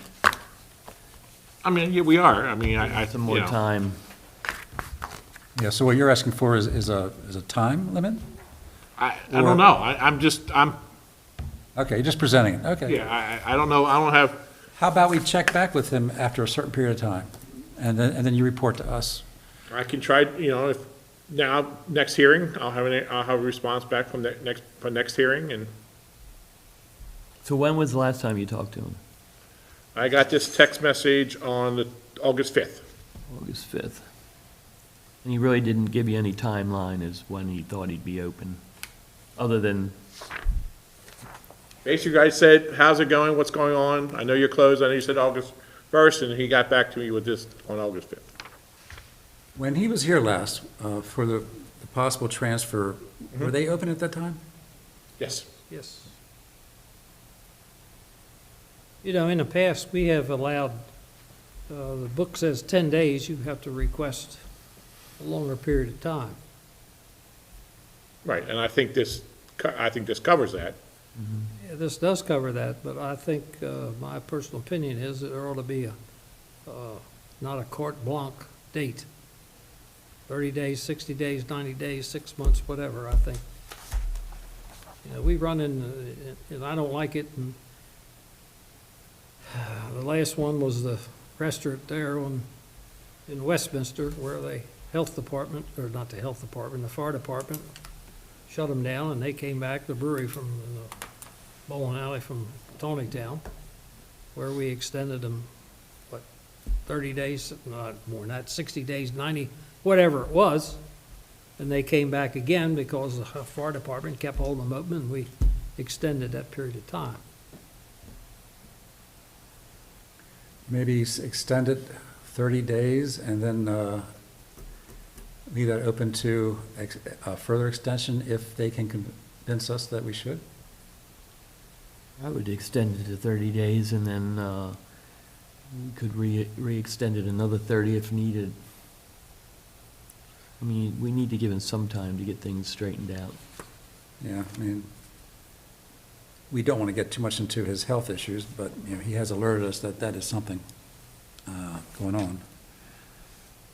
It says there that we closed the restaurant due to short staff. Is that how you read this? That's the reason he closed it? That's what it says. The initial email, yes. Yeah.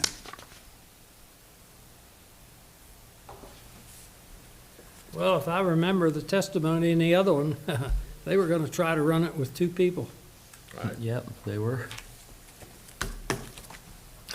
Dave, could you run the restaurant upstairs with 2 people and the bar downstairs with the same 2 people?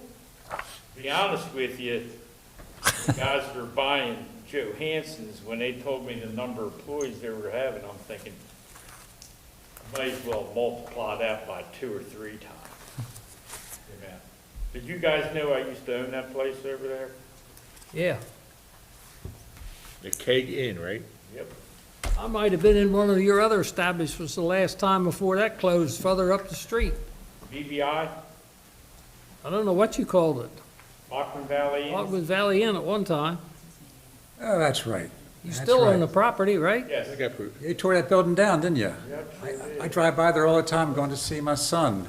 He bought up there in Hanover, and Oh, that's right. I'm going, I remember that place, and all of a sudden it's gone. Yeah, that was a great place. What do you think? 60 days, 30? I'm just, I would give him 30 Had a days. heyday. Press reminds you- Well, I was. Or another the 30 if people needed. that That's personally what I would were do. used to handling money. They got proof. Yeah, I got you. So Keith, let's have you report back at next month's meeting. Okay. Talk to him and tell him that, Give me a status update for next month the meeting. latest update for next month, and Okay. we'll take it from there. Does that agree with you? Yeah. Yes. Okay. Now you want to tell us about the health department? Yep, hold on. This is Island Green. Yep. Yeah. Let me find that, please.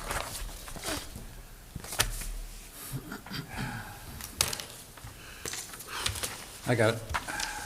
This is, you should have a drawing and a State of Maryland inspection report. They came to us back in March 11th and asked for permission to build this bar. Turns out the contractor, when they moved the tee boxes forward to build a new tee box area, this wasn't included in the initial plans, the approved plans to fund the contractor from the building permits To the county. to the county. All right, so the initial contractor's plans, moving the tee boxes did not include this. Right. Okay. And they realized this, the county realized this last couple weeks ago, and put new plans requests to get this approved of the bar, building the bar, which triggered a report out to the health department asking if this has been approved.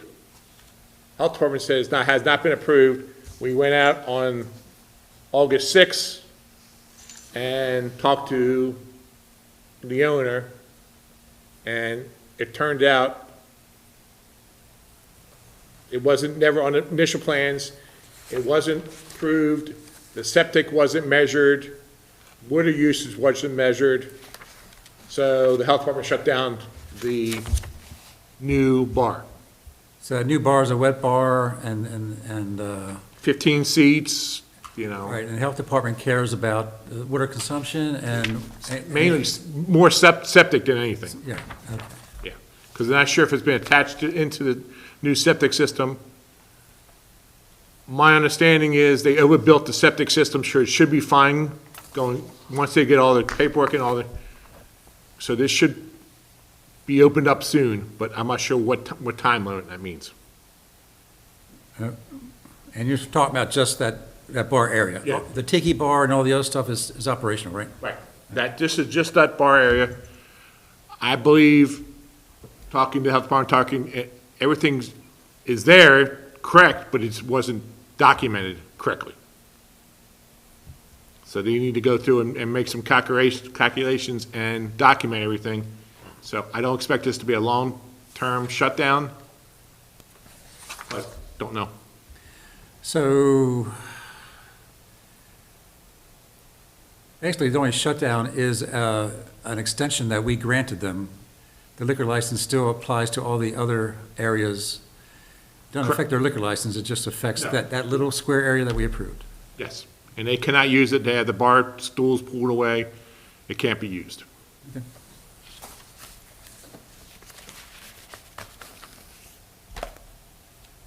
And I think it wasn't done intentionally. I think it was just oversight from the contractor's perspective. It was never added to the plans when they decided to do this. Who was the contractor, you know? Was it I don't mean a legitimate contractor, but was it a contractor? I think he said Jesse, but I don't know the name.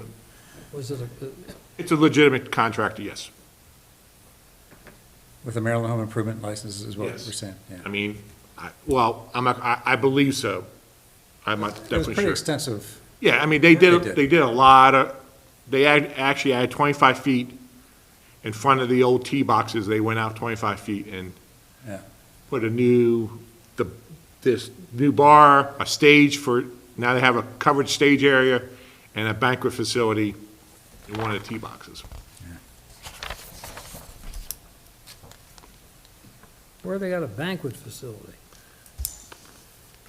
It's down the line, right? Down the line. Down the line of the tee boxes, there's a long line of tee boxes and they To enclosed. the left. It's not on this drawing Oh, okay. Yeah, it's just- Well, it's kinda that's the like- only reason I asked that, because it's not on this drawing. Yes, it's not on the drawing. It's kind of like an enclosed glorified tee box Yeah. for four people. or Two something. tee boxes they took and they just made, and then they put a stage in front of a TV. Island Green does not do anything cheap. It was done well. Yeah, and they're way, way, way over what was originally planned.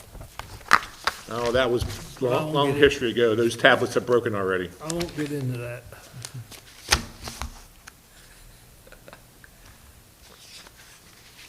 So what do we need to do, if anything? Nothing, just wait? I mean, I believe it was just oversight. I don't think it was done on purpose. I don't think it's a violation. Okay. I just want to let you guys know in case you decide it's something else. It's nothing that's going to affect their liquor license, so. No, it's just going to make some upset customers who used to sit there at the bar, and now they can't Right. sit there. And they had the Reagan years last weekend, so they were packed. They couldn't have sat at that bar too long, because it's been there at the. Well, but I mean, you know, my No, wife I liked don't it. know, because I haven't been there. My wife liked it because it was right in front of the fan, so she got the fan and. No, it's just FYI information. Okay, You want to know what's going on in the county. thank you. Okey-doke, we discussed it. And we're aware of it. That's, Anything else?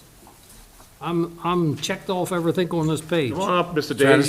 He has something. Stratosphere, we talked about that yet? Yeah, Yeah, we we talked did that about before. All right. All right, you got 2 minutes. I would like to ask the board what their opinion of this, and then I'll say what my opinion is. What would your opinion be if the licensees of Carroll County, and we've been doing certain polls Well, let me start out with, now that Johansson's is gone, I am going to be a little bit more vocal with the city of Westminster, and you're way down at the low end. Your guys are all right, but the city of Westminster is interesting. We, and Pete Samuels is looking into this now. Incidentally, let me interrupt you. Do you know Pete was 80 years old yesterday? I heard that. Oh, okay. Yeah, they had a big party for his brother up at Antrim, and of course, I wasn't invited, but, Antrim? Nick. Nick. I don't know if you know Nick or not. Yeah, well, I think the liquor board showed that Nick got an invitation, but go ahead. Yeah, me too. Because this is how I got into Carroll County, is from Nick Samios. Yeah. That's how I got here. Anyway. So if we were not introduced you, we would have been life much better. What's that? Yes, you guys would have had a lot easier when I came here. Back in the, I need a time machine. Anyway, we are looking into how many counties in the state of Maryland have limited license for bars and restaurants. And we feel that we are one of the few that it's basically an open door policy that anybody can get a liquor license. You lost me. Limited license, you mean limited in number? Yes. Okay. Because what happens is, and I don't want to cry here, but one of the reasons that we sold Johansson's was it was just too big for what you got at the end of the year. It's very difficult. And with selling it, it really wasn't worth anything other than the location. Okay? So other counties and many other states have limited licenses, that the liquor licenses are worth something. And theoretically, here in Carroll County, a liquor license is worth $0. Okay? For the work, the headaches, the stress, the not making the amount of money we should for the time that we put into it, we have nothing to sell but used restaurant equipment and a location. So you guys have bent the rules a little bit on how many seats. We're a little concerned that you may continue to bend the rules, and basically you'll have a bar here and there, and then they go out of business without the initial investments that many of the operators in Carroll County have done. So my question to you gentlemen is, before we have to get into a legal battle or you guys just say no, we are going to look into trying to find the framework on how to limit licenses, what the other counties do. I know that Chairman Brawning is affiliated with Baltimore County. Baltimore County limits licenses unless you're going into a shopping center with X amount of square foot into a shopping center. Then it shows the need. So what we don't want to end up with here in Carroll County is a Glen Burnie, that where they're piled on top of one another and they come and they go and they come and they go. Which, if you notice, and I know just about, probably I used to know all the licensees, but I'm just going to say 50% now. A lot of the licensees are hanging on by other businesses. And doesn't make sense to me, but a lot of these guys are stuck and they got nothing to sell. Meaning, if you owned your license that person could take that license and move it somewhere. Now, Pennsylvania is different. It used to be in voting districts, but now it's like the whole county. You can move, if you're in York County, you can move it anywhere in York County. But as far as Baltimore County, it has to be in your districts. So I'm asking your opinion of what you feel, your way of thinking, if that was presented to you gentlemen. I mean, eventually, it's going to happen. We know that. But we also know that packaged goods stores are going to be in grocery stores. That's just a matter of time. You have a limit on packaged goods. We feel that you should have a limit on restaurant licenses. I'm just asking your opinion. Restaurant licenses. Beer, wine, and liquor licenses. A limit on restaurants serving alcohol, Yes. based on population or just based on raw number in the county? We haven't got into that yet. Okay. I mean, these are some of the questions that we're going to look into. When you say we, you mean? Other licensees. Okay. Some of them have asked me to be spokesperson because I'm more knowledgeable than most people. Our restaurants aren't bound by population. It's the liquor stores here that are bound by population. Correct. Dave, Yes. were you in the restaurant business in the middle 60s? I was in the restaurant business since 1973. I worked at Maryland. The reason I asked that, and Keith don't want to hear this, and probably these people don't want to hear this.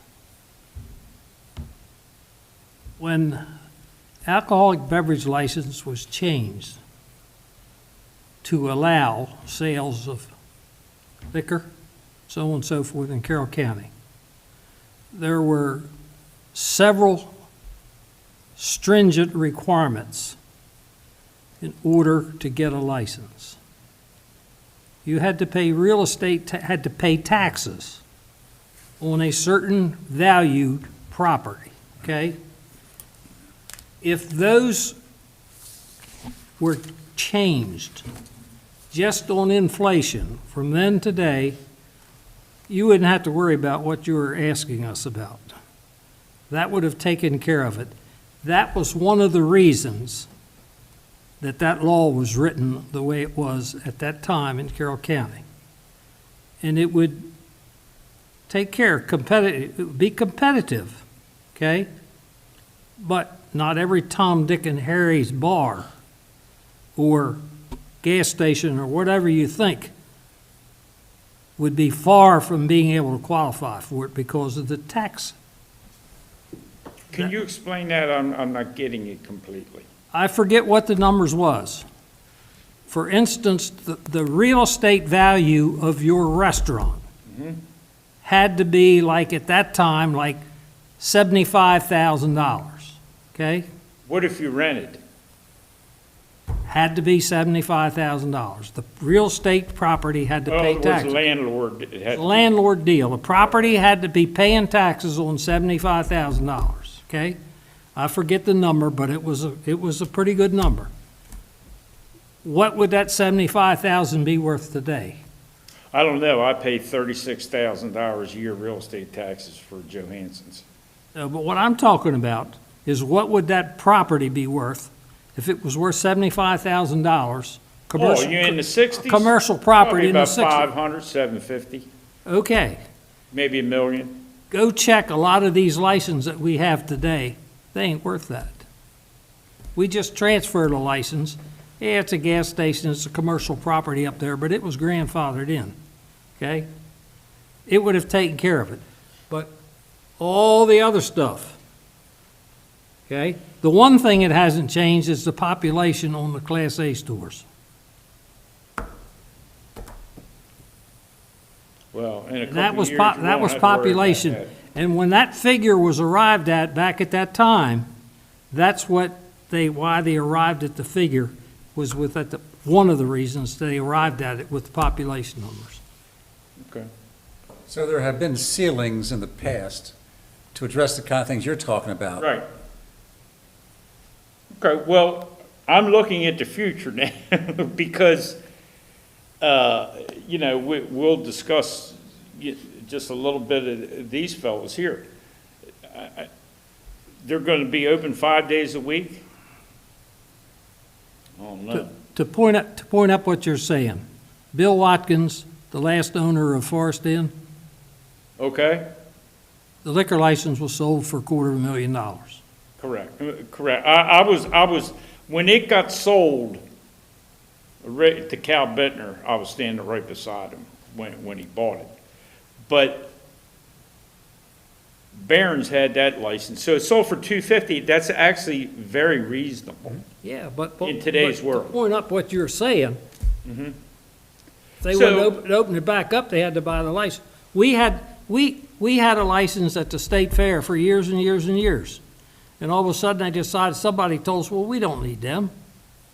We gave it up. You know what? Cost us Dearly. big six figures to get it back, 6, 7 years ago. Right. Who's in there? There's somebody else in there. Who's in there right now? Who has the restaurant in there? Costas Inn is in there now. Right. Okay. So what do you think about the idea of following other jurisdictions and putting a dollar value on the transfer of a license? Just like this case we just had here, that was listed as a corporate asset, and some places it is a corporate asset. Carroll County is not. Correct.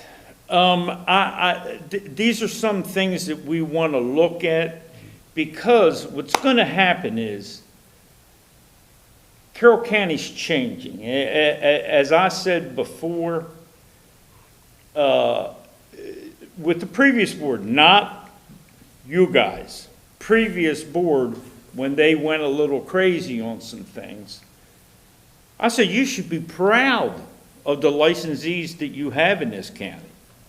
There's no prostitution, there's no gun running, there's no drug dealers, you don't have that in this county. But it will come, especially if you make it easy for certain people. I mean, that's my feeling. I may not be alive when it comes, probably won't be, but it's something to think about. Are you talking about grandfathering all licenses? Absolutely. Yeah, it would be grandfathered in.